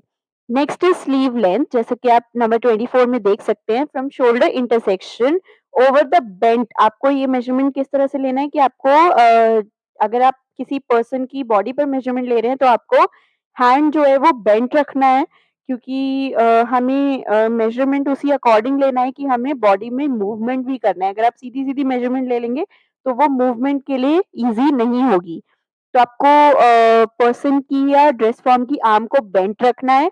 सो from shoulder intersection over the bent elbow to the wrist, और आप इसको अपनी डिजायर्ड लेंथ की अकॉर्डिंग भी मेजर कर सकते हैं। So the next is bicep circumference, round measurement to be taken over the fullest part of the arm। जो bicep part होता है वहां से आपको टेप को राउंड घुमा के मेजरमेंट लेना है। Same goes with the elbow and the wrist. So the measurements are complete. With measurements, the size of the garment can be determined। आप measurement से ये पता लगा सकते हो कि किस size का garment इस particular body को fit हो जाएगा। In the fast changing economy, demand for ready to wear has grown that led to the standardized sizing system। जैसे जैसे इकोनॉमी चेंज हो रही है, लाइफस्टाइल चेंज हो रही है लोगों की, तो डिमांड बढ़ती जा रही है। फास्ट फैशन बहुत ज़्यादा डिमांड में है, तो रेडी टू वेयर क्लोथिंग की डिमांड की वजह से ही स्टैंडर्डाइज्ड साइजिंग सिस्टम बहुत ज़्यादा यूज़ होने लगे हैं। Sizing system are generally developed by the government और the standardisation organisation to that need to measure a large cross section. तो जो गवर्नमेंट होती है या ऐसी ऑर्गेनाइजेशन होती हैं जो साइजिंग पे काम करती हैं, तो वो क्या करती हैं, अ large cross section of the population को सेलेक्ट करती हैं for the standard size of the country. तो उनको मेजर किया जाता है basically. A good sizing system incorporates the variation in figure shapes of a country to meet the requirements of its population। For example, British women's wear size specification is indicated by BS 3666 used by manufacturers and retailers। तो generally S and T से denote किया जाता है sizes को, that is small and tall. ठीक है, India में नहीं है बट इंडिया से बाहर ये यूज़ होता है। The next is determine the factors that influences the size. तो बेसिकली 3 फैक्टर्स होते हैं जो साइज़ को इन्फ्लुएंस करते हैं, गारमेंट के साइज़ को, that is bust girth, hip girth and height of the wearer. तो ये 3 फैक्टर्स की अकॉर्डिंग हम अपने गारमेंट को बनाते हैं, क्योंकि कभी-कभी ऐसा होता है, अगर मैं 2 वुमेन को कंसीडर करूँ, मान लीजिए कि एक वुमेन का बस्ट साइज ज़्यादा है, तो दूसरी वुमेन का हिप साइज ज़्यादा है, और किसी-किसी वुमेन का बस्ट और हिप साइज दोनों ही ज़्यादा होता है। तो उसके अकॉर्डिंग कपड़े बनाए जाते हैं, एंड इवन 2 वुमेन की हाइट भी सेम नहीं होती है, ठीक है? तो डिफरेंस कहीं न कहीं मेजरमेंट में आता ही है। Small, medium and large are the basic sizes, but sometimes extra small, extra large and sometimes even double XL are developed. But in a country like USA, the women's size begin with 2, 4, 6, etc. and can be increasing up to 26. There are also Missy and Petite, which cater to the medium and shorter women, and tall and big for taller and bigger sizes, जो हमने इससे पहले देखे, जो S and T से denote किए जाते हैं. In India, currently there is no single standard measurement chart available. Individual companies or business work out their own set of measurement. India में अभी तक कोई ऐसा अपना खुद का स्टैंडर्ड मेजरमेंट चार्ट नहीं है, हम लोग ज्यादातर यूके यूएस का चार्ट ही फॉलो करते हैं। सो इंडिविजुअल कंपनीज जो होती हैं वो अपने अकॉर्डिंग, अपनी रिसर्च के अकॉर्डिंग, एनालिसिस के अकॉर्डिंग अपना मेजरमेंट चार्ट बनाते हैं और उसी पे बेस्ड अपने कस्टमर्स से डील करते हैं। So there are some basic requirements for pattern making. So let's see them one by one. So the first one is all pin. This is used to hold the fabric pieces together while stitching. Pin cushion, in pins को place में रखने के लिए pin cushion की जरूरत होती है. Push pins to hold the paper in place. Generally जो all pins होते हैं वो fabric के लिए use होते हैं, लेकिन push pins paper के लिए use होते हैं. Scissors to cut the threads and the paper. Seam ripper for opening any seam और स्टिच। मान लीजिए आपने कोई गलत स्टिच लगा दी या टेढ़ी स्टिच लगा दी, तो उस स्टिच को खोलने के लिए अगर आप सीजर का यूज करेंगे तो फैब्रिक भी कट जाएगा, बट अगर आप सीम रिपर का यूज करते हैं तो आपकी जो स्टिच होती है वो बहुत इजीली कट जाती है या रिप हो जाती है। Grading scale to mark lines, ये एक स्पेशल स्केल होता है जिसमें कि इंचेस मार्क करने और ब्लॉक्स मार्क करने बहुत इजी होते हैं, तो ग्रेडिंग स्केल को ही पैटर्न मेकिंग के लिए यूज किया जाता है। Measuring tape for taking the measurements. Pinking shears, ये एक टाइप की जिगजैग सिजर्स होती है जिसको कि फैब्रिक की रॉ एजेस को फिनिश करने के लिए यूज किया जाता है। The next is steam iron. आप जब भी स्टिचिंग करते हैं तो हमेशा इट इज रिकमेंडेड कि आप आयरन करके ही स्टिच करें, कोई रिंकल नहीं होना चाहिए। Awl to make holes in paper. Tailor's chalk for marking, and the tracing paper is used for tracing patterns and details. ये थोड़ा सी थ्रू पेपर होता है जिसको रख के आप छोटी छोटी डिटेल्स मार्क कर सकते हैं। So next is tracing wheel for transferring the markings. ये ऐसे छोटे छोटे होल्स बना देता है पेपर में, जिससे कि आपको पेपर को फोल्ड करने में और कुछ पर्टिकुलर मार्किंग्स करने में हेल्प मिलती है। नॉचर, ये बैलेंस मार्क या नॉचेस को मार्क करने में हेल्प करता है। स्टाइलिंग टेप, आप इससे ड्रेस फॉर्म पर centre line, centre front line, princess line, waist line, hip line सबको मार्क कर सकते हैं। और फैब्रिक जब आप इस पे ड्रेप करते हैं तो ये सी थ्रू होती हैं, तो आप थोड़ा थोड़ा आइडिया टच करके भी लगा सकते हैं कि प्रिंसेस लाइन मेरी कहाँ पे फॉल हो रही है या वेस्ट लाइन कहाँ पे फॉल हो रही है। Other stationery materials such as pen, pencil, markers, plastic sheets, paper cutter are also used. So the next is defined fit and why is it important? Fit एक गारमेंट का बहुत ही important factor होता है, because garment एक body को complement करना चाहिए, तभी कंज्यूमर उसको खरीदेगा। सो फिट होता क्या है? Fit refers to how a garment follows to the three dimensional human body. Means garment की जो लाइंस हैं वो हमारी ह्यूमन बॉडी की लाइंस से मैच करती हैं या नहीं करती हैं। It is the relationship between the size of the garment and size of the human body. In simple terms, fit refers to how well a piece of clothing matches the length and width measurements of the human body. तो fit एक ऐसी fit refers to कि एक clothing की जो measurements हैं, क्या वो बॉडी की मेजरमेंट्स के अकॉर्डिंग है या नहीं है? If the dimension of each part of a pattern align correctly with those of human figure, the garment is said to have a good fit. Fit is an important function of sizing as it affects comfort and durability of a garment. A well-fitted garment hangs smoothly and evenly on the body, means कहीं से वो wrinkle नहीं करता है, कहीं से strain नहीं होता है, with no pulls or distortion of the fabric, even seams with no gaping, means seams खुलती नहीं है, properly tight stitch रहती हैं, no constriction of the body and adequate ease for movement. Hems should be flat and even with the ground. Hems parallel होती हैं floor के unless there is a special design. तो hems जो होती हैं वो फ्लैट और इवन होनी चाहिए अनलेस आपने उसमें कोई स्पेशल एलिमेंट डाला है, स्पेशल डिजाइन डाला है। Also the seems around the arms and क्रॉच should not squeeze the body, और वो आपके आर्म्स पे या आपके आर्म होल पे बाइट नहीं करना चाहिए। Okay, so there are basically 5 elements of it. 5 ऐसे एलिमेंट्स होते हैं जिसको अगर आपने ध्यान रखा तो आपका गारमेंट फिट बनेगा ही बनेगा। सो ये 5 एलिमेंट्स क्या होते हैं? The first one is grain. अब हमने ग्रेन को समझा, ग्रेन हमारे फैब्रिक की डायरेक्शन को बताता है, लेकिन फिट के अकॉर्डिंग क्या होना चाहिए? For a good fit the garment should be cut on the right grain of the fabric. जैसे कि हमने पहले समझा था कि जो हमारा पैटर्न होता है वो हमें किस तरह से अलाइन करना चाहिए फैब्रिक की ग्रेन के अकॉर्डिंग। तो जो हमारा फैब्रिक कट होता है वो राइट ग्रेन पे होना चाहिए। अगर वो ऑफ ग्रेन कट हो गया तो वो अच्छे से हैंग नहीं करेगा। द सीम लाइन्स में ट्विस्ट और हैंग अनइवनली, और वो बहुत ही गंदा दिखेगा। This can happen due to incorrect cutting, stitching, poor posture और फिगर इरेगुलरिटीज। मीन्स ये किस वजह से हो सकता है? या तो आपने पैटर्न को ठीक से प्लेस नहीं किया, फैब्रिक को ठीक से कट नहीं किया, स्टिचिंग ठीक से नहीं की, बॉडी का पोस्चर जो है वो पुअर है, या फिगर में कुछ इरेगुलरिटीज हैं। The next is set. This refers to the smooth fit without undesirable wrinkles.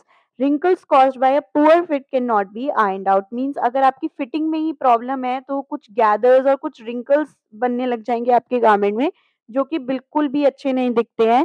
Set wrinkles usually occur because the garment is too large। या तो आपका गारमेंट बहुत बड़ा है इसलिए कहीं कहीं फोल्ड्स बन जाते हैं, या बहुत टाइट है इसीलिए कहीं कहीं रिंकल्स बन जाते हैं।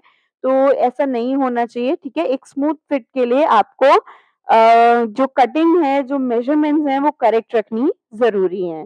The next one is line. अब लाइन क्या कहता है? Line refers to the alignment of garment's structural lines with body's natural line. अब इसका ये मतलब है कि जो शोल्डर है, वो जो शोल्डर की लाइन है वो शोल्डर पे ही आनी चाहिए। ऐसा नहीं है कि वो फॉल होके आर्म तक जा रही है। जो वेस्ट लाइन है वो वेस्ट पे ही आनी चाहिए, ऐसा नहीं कि वो ड्रॉप हो रही है।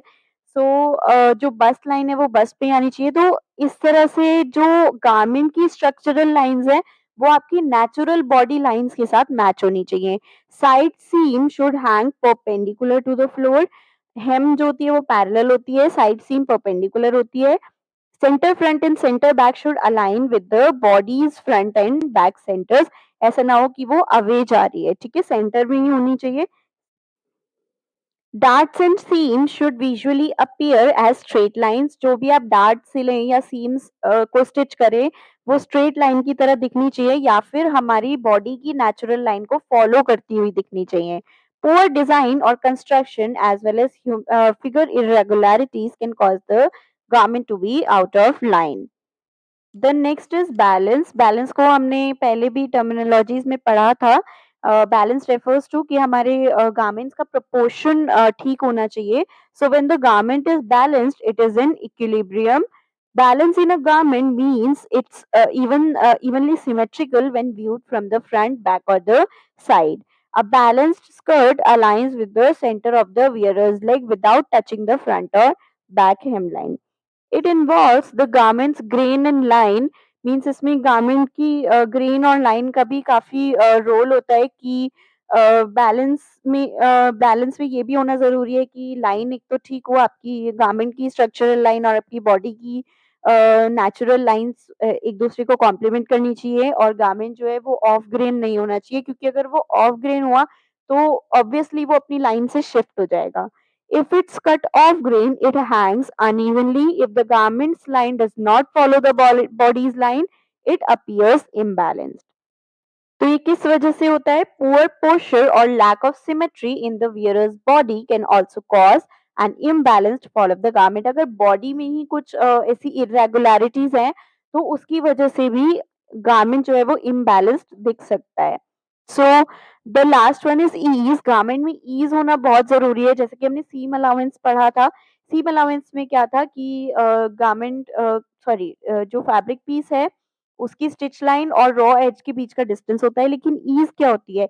ईज एक्स्ट्रा मेजरमेंट होता है जो आपके बॉडी मूवमेंट में या आपको बैठने उठने में, कुछ भी आपको कोई भी एक्टिविटी करनी है उसमें हेल्प करता है। Ease in a garment is it roominess and is the difference between the wearer's measurement and the garment's measurement। तो थोड़ी सी एक्स्ट्रा मेजरमेंट्स लेके चलनी होती है ताकि वो फिटिंग में भी काम आए, मीन्स आगे अगर आपको कोई ऑल्टरेशंस करनी है उसमें भी काम आए और बॉडी मूवमेंट भी इजीली हो सके। So there are two types of ease, that is fitting ease and design ease. Fitting ease तो देना कंपलसरी होता है कि आपको गारमेंट में देनी ही देनी है। It is for the comfort of the body, while design is for aesthetic appearance। For example अगर आपको बैगी क्लोथ्स बनाने हैं, थोड़े ओवर साइज्ड क्लोथ्स बनाने हैं, तो ऑब्वियसली आप उसमें extra extra extra ease add करनी पड़ेगी। Design ease is extra fullness added for a specific style और the specific design. Okay, now let's say कि हमने गारमेंट बना लिया है, हमने सब चीज़ों का ख़्याल रखा, हमने उसके फिट का ख़्याल रखा, लेकिन हम फिट को चेक कैसे करेंगे कि हाँ, हमारा गारमेंट पूरा प्रॉपर्ली फिट है, कहीं उसमें कोई गड़बड़ नहीं है, कोई डिफेक्ट नहीं है। तो उसके लिए हमें गारमेंट के फिट को चेक करना बहुत ज़रूरी है, इसीलिए सैंपल या प्रोटोटाइप बनाया जाता है। In evaluating the fit of the garment, all sides of the garment must be examined। आपको कोई भी एक भी पार्ट छोड़ना नहीं है। गारमेंट के सारे पार्ट्स को आपको एग्जामिन करना है। The fitting should start from the top and move downwards। तो हम फॉलोइंग बॉडी पार्ट के जो फिट है उनका जो फिट होना चाहिए वो हम देखेंगे। जो आपकी बुक है उसमें थोड़ा-सा इलैबोरेट करके दिया हुआ है, मैंने थोड़ा-सा शॉर्ट करके लिखा है, पॉइंट्स सारे इंक्लूड किए हैं, थोड़ा-सा उसको कंडेंस करके लिखा है ताकि आपको आंसर फॉर्म करने में ईज़ी हो। सो द सीम्स सो सबसे पहले हम लोग शोल्डर्स का डिस्कस करेंगे। The seams should align with the shoulders and the armhole seam must fall at the edge of the wearer's shoulder।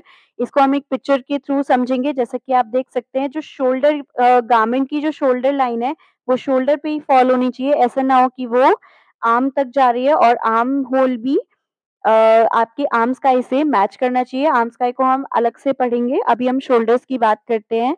Adequate width is essential for sleeves to hang smoothly। Too narrow shoulders cause pulling and wrinkles। तो बहुत ज़्यादा पतले shoulder strap नहीं होने चाहिए। Whether it's a trendy, a narrow or wide style, the pattern should ensure easy movement and match the wearer's shoulder slope। तो जो shoulder slope होता है हमारा उसको मैच करना चाहिए। एकदम स्ट्रेट लाइन अगर आप शोल्डर की कट कर देंगे तो वो हमारे स्लोप को कॉम्प्लीमेंट नहीं करेगा।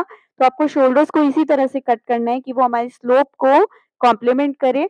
और बहुत ज़्यादा नैरो, जैसे तो वाइड शोल्डर्स हैं, बहुत ज़्यादा नैरो शोल्डर्स अच्छे नहीं लगते हैं क्योंकि वो अनडिज़ायरेबल रिंकल्स कॉज़ कर सकते हैं। नेक्स्ट इज़ बस्ट और chest. Too small garment causes pulling and gaping especially at the closures. तो जो आपके गारमेंट के क्लोजर्स होते हैं तो अगर आप बहुत ज्यादा उनको टाइट बना देंगे तो इस तरह से उनमें गैप्स आने लगेंगे जो कि बहुत ही अनप्लेजेंट लगते हैं देखने में। लार्जर बर्स्ट में टेक बटन्स गेप और द गारमेंट राइड अप। तो आपको उतनी मेजरमेंट्स का ध्यान रखना है अगर लार्जर बस्ट मेजरमेंट है। Dart should point towards the fullest part of the curve the fit ending about an inch away. तो जो आपकी गारमेंट की डार्ट होती है वो बस्ट पॉइंट से थोड़ा-सा पहले ही खत्म हो जानी चाहिए, मीन्स स्टिच उसकी बस्ट पॉइंट से थोड़ा पहले ही पूरी हो जानी चाहिए। शॉर्ट और overly long darts create issues. जैसा कि हमने पहले भी समझा था कि अगर हम उसको एपेक्स तक स्टिच कर देंगे तो एक बबल क्रिएट हो जाएगा जो कि बिल्कुल अनप्लेजेंट लगता है देखने में। Eliminating darts for speed can lead to diagonal wrinkles in the bodies. Means अगर आप bodies में डार्ट्स को इंक्लूड नहीं करेंगे तो उसका जो हैंग होगा वो अच्छा नहीं आएगा. काफ़ी wrinkles दिखेंगे हमें garment में. Next, necklines. Necklines should be large enough to fit comfortably without pulling or chafing. Means आपके गले में वो चुभनी नहीं चाहिए. They shouldn't be too large. कि ऐसा ना हो कि वो ठीक से आपकी बॉडी पे चिपक नहीं रही है, हैंग नहीं हो रही है. Ensuring they lie flat against the body in the front and the back. The front of the neckline should always be lower than the back. जो फ्रंट नेकलाइन होती है वो थोड़ी सी डीप होती है देन द बैक. ठीक है, तो नेकलाइन हमेशा इसी तरह एक स्मूथ फिट में होनी चाहिए. जो फ्रंट नेकलाइन होती है जनरली वो थोड़ी-सी, अगर आप राउंड भी ले रहे हैं, जैसे ये तो वी नेक है, अगर the next is collar. The collar's fit is crucial and depends on the neck circumference, because collar जो है वो नेक बैंड पे ही अटैच होता है, which should be at least 1/4 inch larger than the neckline. A well fitted collar, क्योंकि ऐसा ना नहीं हो कि आपका जो कॉलर है वो आपका गला ही घोट दे, तो थोड़ा-सा लार्ज होता है than the neckline. A well-fitted collar should allow for two fingers between the neck and collar, ensuring comfort and a smooth look. It shouldn't be too tight or too loose. तो इस तरह से room होना चाहिए ताकि आपको breathing में कोई इश्यू ना आए. The next is arm sky. जो आर्म होल वाली लाइन होती है बेसिकली उसी को हम आर्म स्काई बोलते हैं. तो इस तरह की अनडिजायरेबल रिंकल्स और इस तरह से जो आर्म होल है वो शिफ्ट नहीं होना चाहिए, वो आर्म स्काई यानी कि आर्म होल लाइन पे ही सेट होना चाहिए. The arm sky fit is vital for comfort and appearance. It should be large enough to avoid pulling और hand movement के लिए भी easy होना चाहिए.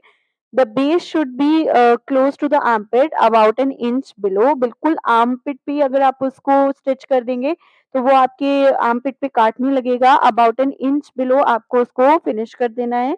Ensuring comfort and movement, a well-fitted arm sky is cut deeper in the front for natural arm movements. Next है sleeve. आप sleeve का fit जो है वो कैसे इवैल्यूएट करेंगे? Well fitted sleeves are comfortable and attractive. The sleeve circumference should be loose enough for comfort without binding और wrinkles. तो इस तरह से स्लीव्स के स्मूथ फिट आनी चाहिए. इस तरह से रिंकल्स, अनडिजायरेबल रिंकल्स नहीं फॉर्म होने चाहिए आर्म स्काई पे. ठीक है, स्लीव का जो लेंथ है वो आप अपने डिजाइन के अकॉर्डिंग रख सकते हैं, लेकिन जो हैंड मूवमेंट होता है, जो एल्बो मूवमेंट होता है, उसके लिए रूम होना चाहिए. Tight sleeves are uncomfortable and restrict movement. A well-set sleeve hang with a slight angle towards the front, with the crosswise grain at the bicep parallel to the floor.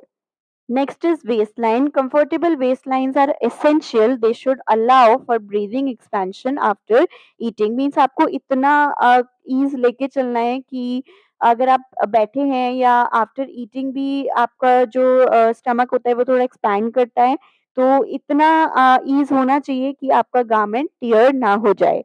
The waistline should not be too tight or too loose, ensuring a proper fit without creating any bulk, pulling or standing away from the body.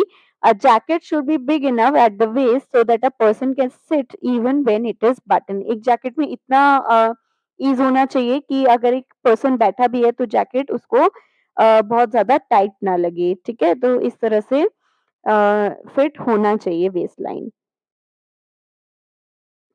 Next is hip line. अब hip area भी काफ़ी hip का जो fit होता है वो भी काफ़ी क्रूशियल और इम्पोर्टेंट होता है, बिकॉज़ लेग मूवमेंट की वजह से हिप टियरिंग बहुत ज़्यादा हो जाती है.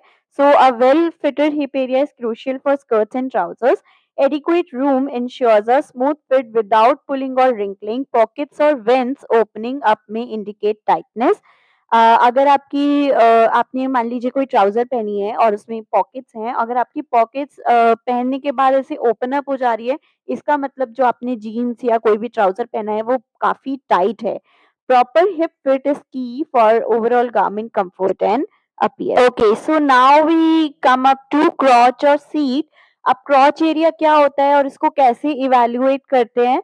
सबसे पहले समझते हैं कि क्रॉच एरिया क्या होता है. When it comes to pants or trousers, a well-fitted crotch is crucial for comfort. Imagine the crotch as the part that runs between your legs. तो आपके ट्राउजर का जो मेन सेंटर एरिया होता है उसी को क्रॉच एरिया बोलते हैं, और ये एक ट्राउजर में फिट होना बहुत जरूरी है। आपको इसका इवैल्यूएशन बहुत ध्यान से करना है, और हम समझ लेते हैं कि क्या पॉइंट्स हमें चेक करने हैं अपने गारमेंट में while evaluating the crotch area. A good fit means it won't cut in your legs, means आपके वो bite ना करे crotch area आपके legs में और feel too tight. It should nicely follow the curves of your buttocks.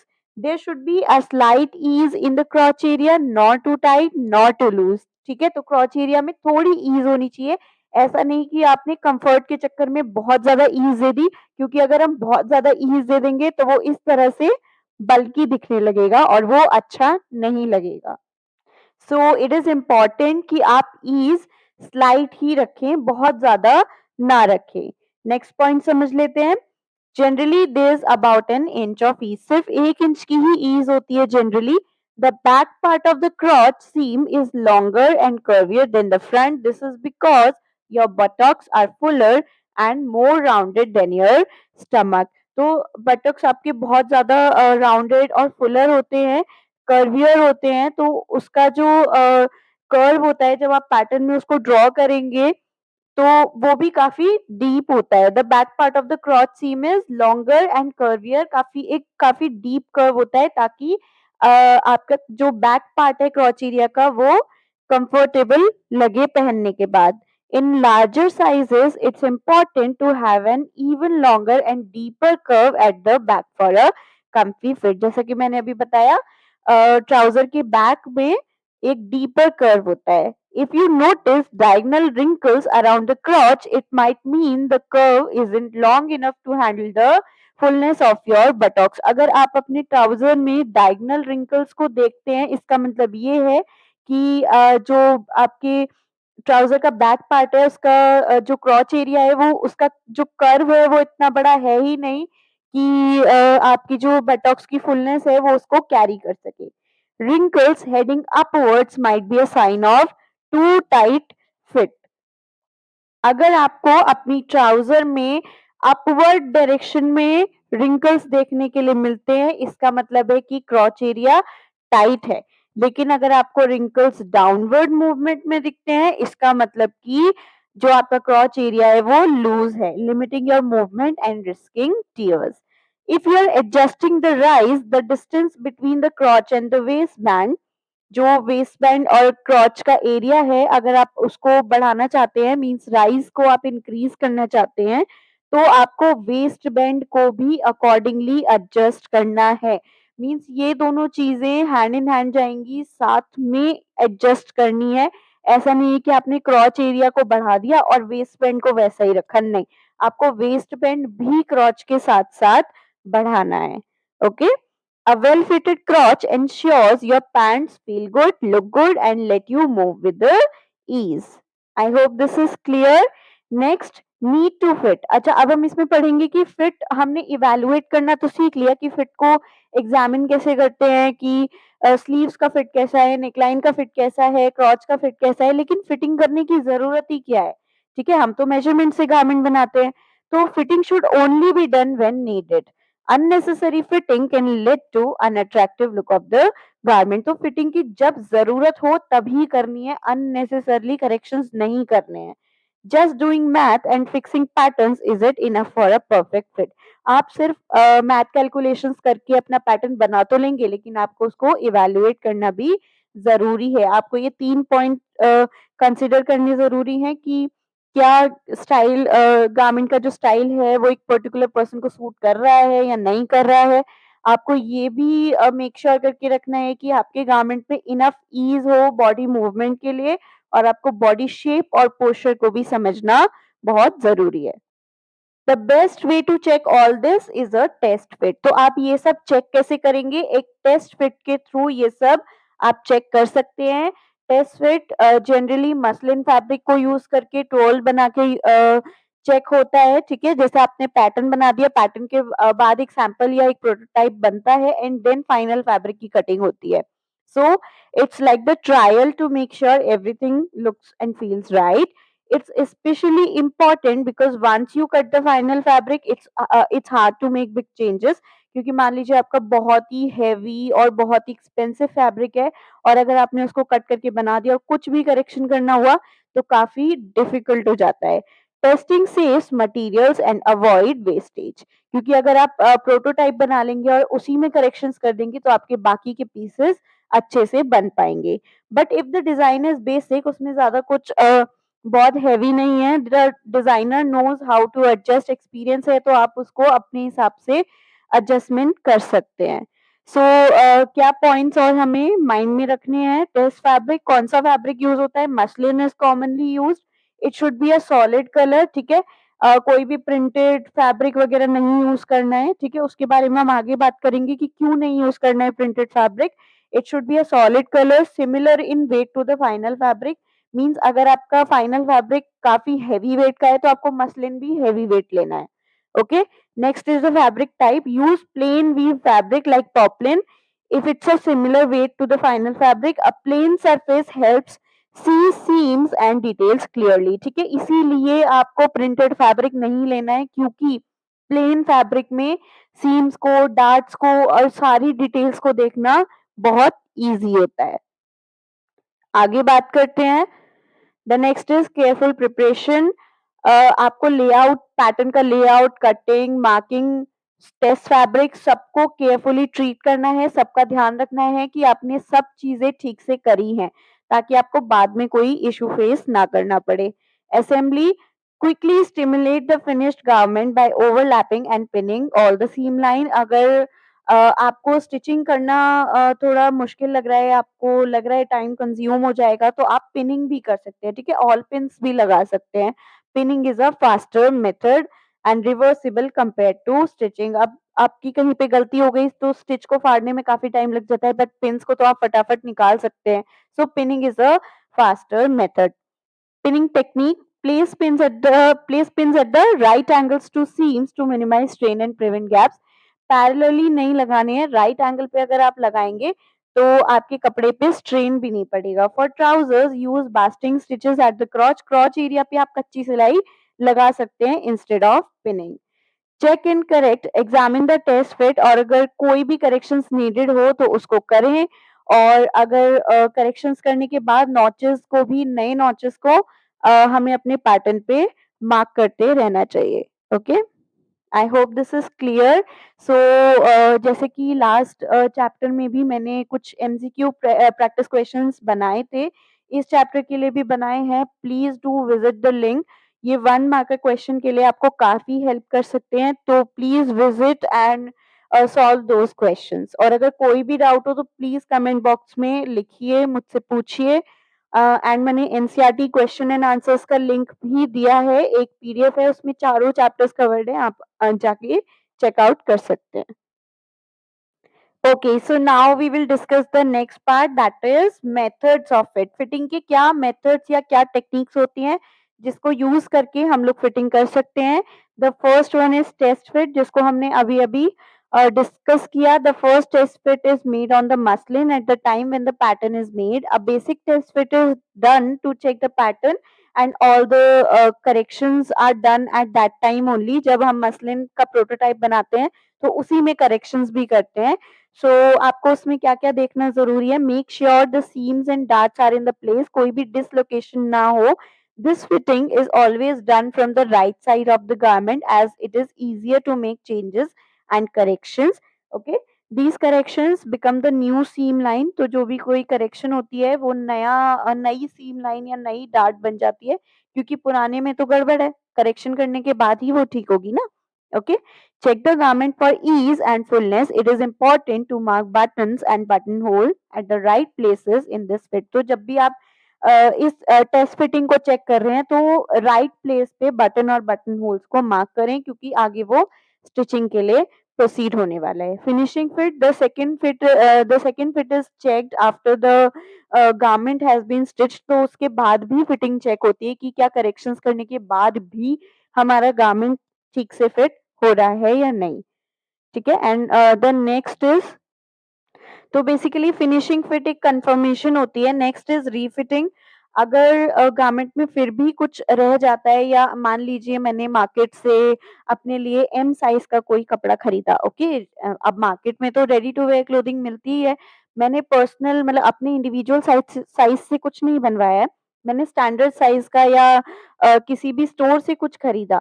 उसके बाद भी अगर मुझे ऐसा लगता है कि मेरी वेस्ट से नहीं हो रहा है ठीक, थोड़ा ढीला लग रहा है, तो मैं अल्टरेशंस करा सकती हूँ, उसी को हम रिफिटिंग बोलते हैं।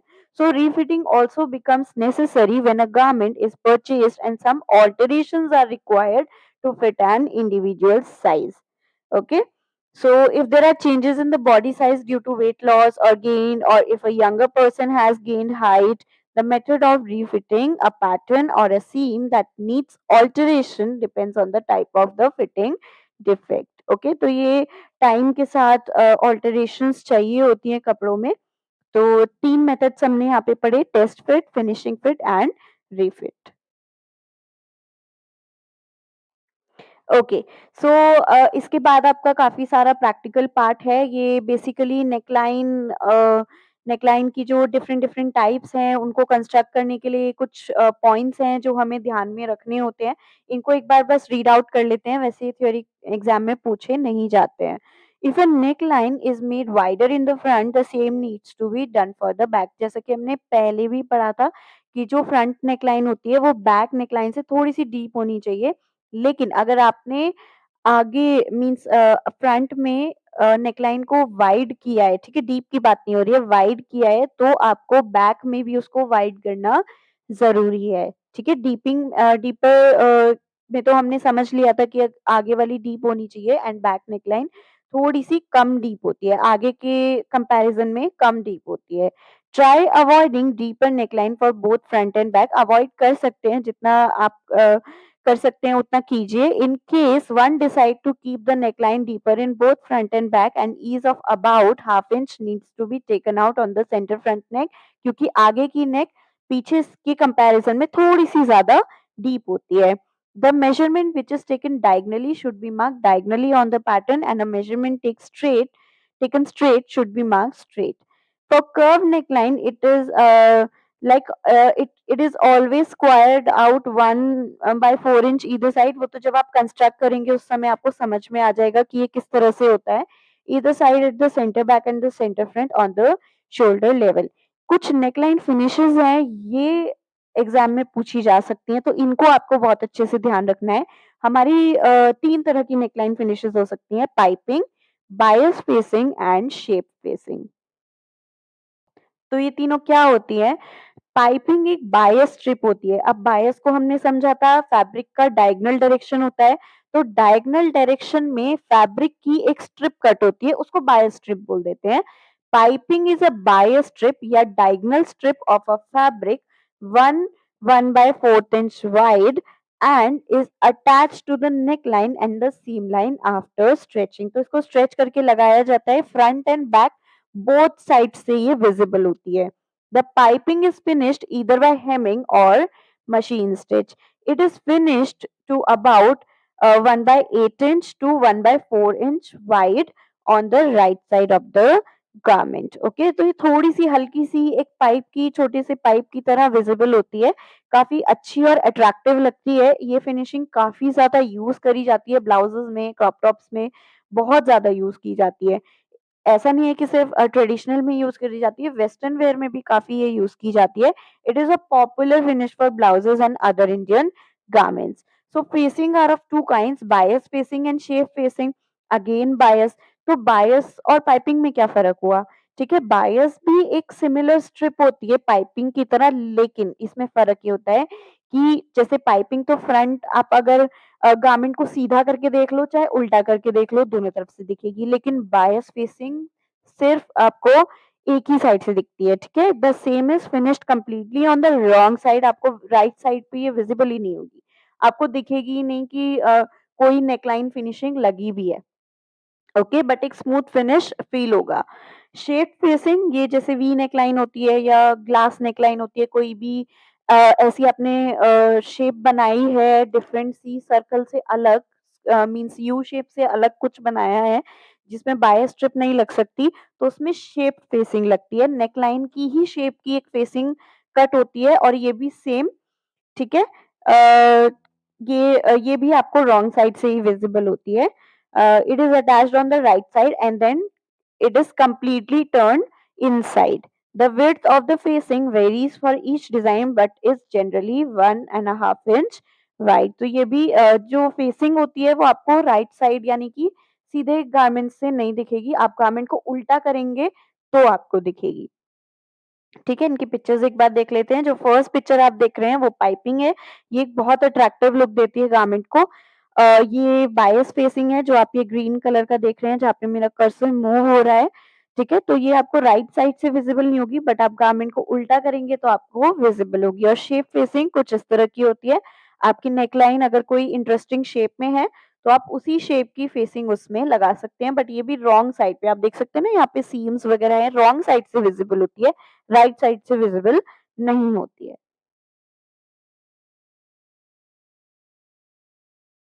Okay, so next is dart manipulation. हमने समझा था कि पैटर्न में और गारमेंट्स में डार्ट क्या होती है, एक वेज या ट्रायंगुलर शेप की मार्किंग होती है जो गारमेंट के फिट को कंट्रोल करती है। ठीक है, अगर गारमेंट कहीं पे अनइवन हो रहा है या झोल आ रहा है गारमेंट में तो उस झोल को खत्म करने के लिए ये डार्ट काम आती है बहुत ज्यादा। सो डार्ट मैनिपुलेशन, डार्ट को आप मैनिपुलेट भी कर सकते हैं, मतलब डिफरेंट डिफरेंट पोजीशंस पे आप डार्ट को रख सकते हैं जिससे कि इंटरेस्टिंग स्टाइल लाइंस बन जाती हैं गारमेंट में। क्योंकि डार्ट ट्रायंगुलर शेप में तो बाहर दिखती नहीं है, वो तो अंदर की तरफ सिल जाती है, वो तो हमें एक सीधी लाइन की तरह दिखती है। तो आप इनको चेंज करके, इनकी प्लेसमेंट्स को चेंज करके कुछ इंटरेस्टिंग क्रिएट कर सकते हैं। So dart manipulation is a useful and interesting tool for pattern maker for creating interesting and innovate dart placements and style lines. ठीक है, the change in position of the dart creates interest in the garment. हम dart की position को change करके अपनी garment में एक attractive look दे सकते हैं in different dart positions. The dart can be stitched as, ये 1 मार्कर क्वेश्चन में बहुत पूछा जाता है तो इसको प्लीज अच्छे से ध्यान रखना है। The darts can be stitched as new darts, style lines और can be converted into tucks, pleats, gathers, yoke. आप डार्ट को टक्स में, प्लीट्स में, गैदर्स में भी बदल सकते हैं, जरूरी नहीं है कि आप डार्ट्स ही दे रहे हैं। Okay, imagine playing with this technique on a striped fabric.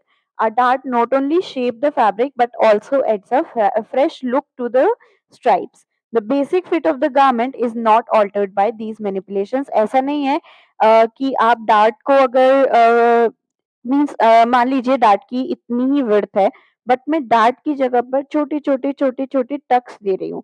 लेकिन मैं उसकी विड्थ को तो सॉरी, मैं उसकी विड्थ को तो बढ़ा या घटा नहीं रही हूँ ना, तो मेरा जो गारमेंट की मेजरमेंट्स है वो तो चेंज ही नहीं होंगी।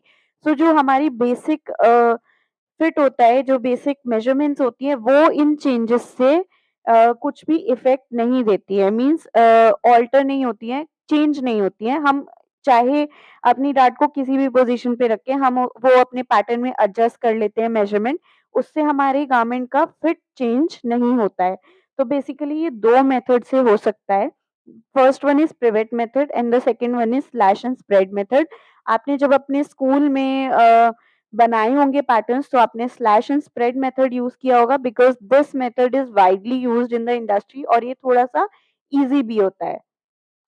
सो पिवट मेथड में क्या होता है, in the pivot method the dart is pivoted on the apex. ठीक है, एपेक्स से उसको मार्क करके एंड पैटर्न को रोटेट कर दिया जाता है। पैटर्न को रोटेट करके एक नई डार्ट प्लेसमेंट बनाई जाती है जिससे कि डार्ट शिफ्ट हो जाती है। ठीक है, ये वाला थोड़ा-सा मेथड शुरू में आपको कंफ्यूजिंग लग सकता है, although it is very easy. शुरू में थोड़ा-सा कंफ्यूजिंग लग सकता है लेकिन स्लैश एंड स्प्रेड मेथड इससे भी ज़्यादा ईज़ी होता है। स्लैश एंड स्प्रेड मेथड में आप क्या करते हैं, फर्स्ट डार्ट को आप कट करके निकाल देते हैं एंड सेकंड डार्ट की लाइन पे आप कट करके उसको स्प्रेड कर देते हैं। यानी कि इसका मतलब होता है स्लैश यानी कट एंड स्प्रेड। ठीक है? जहाँ से भी आपको डार्ट को एलिमिनेट करना है, वहाँ से आप कट करके निकाल के बंद कर दीजिए और जहाँ भी खोलना है, वहाँ से कट करके और स्प्रेड कर दीजिए। So this is the most common method used for dart manipulation. The last topic in today's class are collars. Okay, so collar क्या होते हैं? Collars are an added feature on the neckline which frame the face. It is one of the most important details of the garment. ये भी एक style element ही होता है, हमारे garment की neckline पे attach होता है. So it is given to draw the attention of the viewer. There are three categories of collars: stand collar, flat collar, roll collar. हम इनकी pictures भी देखेंगे अभी. Pictures से ही समझेंगे. Stand collar stands around the neck, ये neck के अराउंड स्टैंडिंग पोजीशन में लगता है, इसीलिए इसको स्टैंड कॉलर बोला जाता है. It is cut after measuring the neck edge of the pattern. So यहाँ आप देख सकते हैं, ये एक चाइनीज और एक मैंडरिन कॉलर है. ये ज्यादातर आपने कोट्स जो कुर्ते के साथ पहने जाते हैं उनके साथ देखा होगा. नेहरू जैकेट में भी इस तरह का कॉलर हमें देखने के लिए मिलता है. So this is known as the stand collar, और द इसका एग्जाम्पल है मैंडरिन और चाइनीज कॉलर. स्टैंड कॉलर एक कैटेगरी है और उसके एग्जाम्पल हैं चाइनीज और मैंडरिन कॉलर. फ्लैट कॉलर क्या होता है? Flat collar lies nearly flat on the shoulder like the Peter Pan collar. तो ये स्टैंड कॉलर की तरह स्टिफ नहीं रहता है. ये क्या करता है, हमारे शोल्डर लाइन पे lie करता है flat. It is cut by tracing around the neck edge of the basic bodice. So जैसे कि आप देख सकते हैं सेकंड पिक्चर में, ये ग्रे कलर में ये जो आप कॉलर इसमें देख रहे हैं, ये हमारे शोल्डर पे लाई करता है फ्लैट. तो ये एक पीटर पैन कॉलर है. इसी तरह से ये और भी एग्जांपल्स हम इसके देख सकते हैं, but the basic example is Peter Pan collar. So flat collar is the category and Peter Pan collar is its example. The next is roll collar. Roll collar is the variation of stand and fall collars, where the collar stands around the neck and roll over the frame like a turtleneck. जैसा कि आप third picture में देख सकते हैं. तो ये थोड़ा सा स्टैंडिंग पोजीशन में भी है और सिटिंग पोजीशन में भी है. तो ये बेसिकली दोनों का मिक्सचर है. इसको हम रोल कॉलर बोलते हैं. Collars are always cut double, cut two होते हैं ये. The collar that comes on the top is called the top collar, और जो अंदर की तरफ आता है उसको अंडर कॉलर बोलते हैं. लेकिन अंडर कॉलर जो होता है वो थोड़ा सा छोटा कट होता है. ठीक है, जो मेजरमेंट उसकी होती है, मेजरमेंट के अकॉर्डिंग थोड़ा सा छोटा कट होता है. सो ये चार टर्मिनोलॉजीज हैं. That is neckline edge, the edge of the collar that is stitch to the neckline. जो कॉलर की एज होती है जिसको हम नेकलाइन से जोड़ते हैं उसको नेकलाइन एज बोल देते हैं.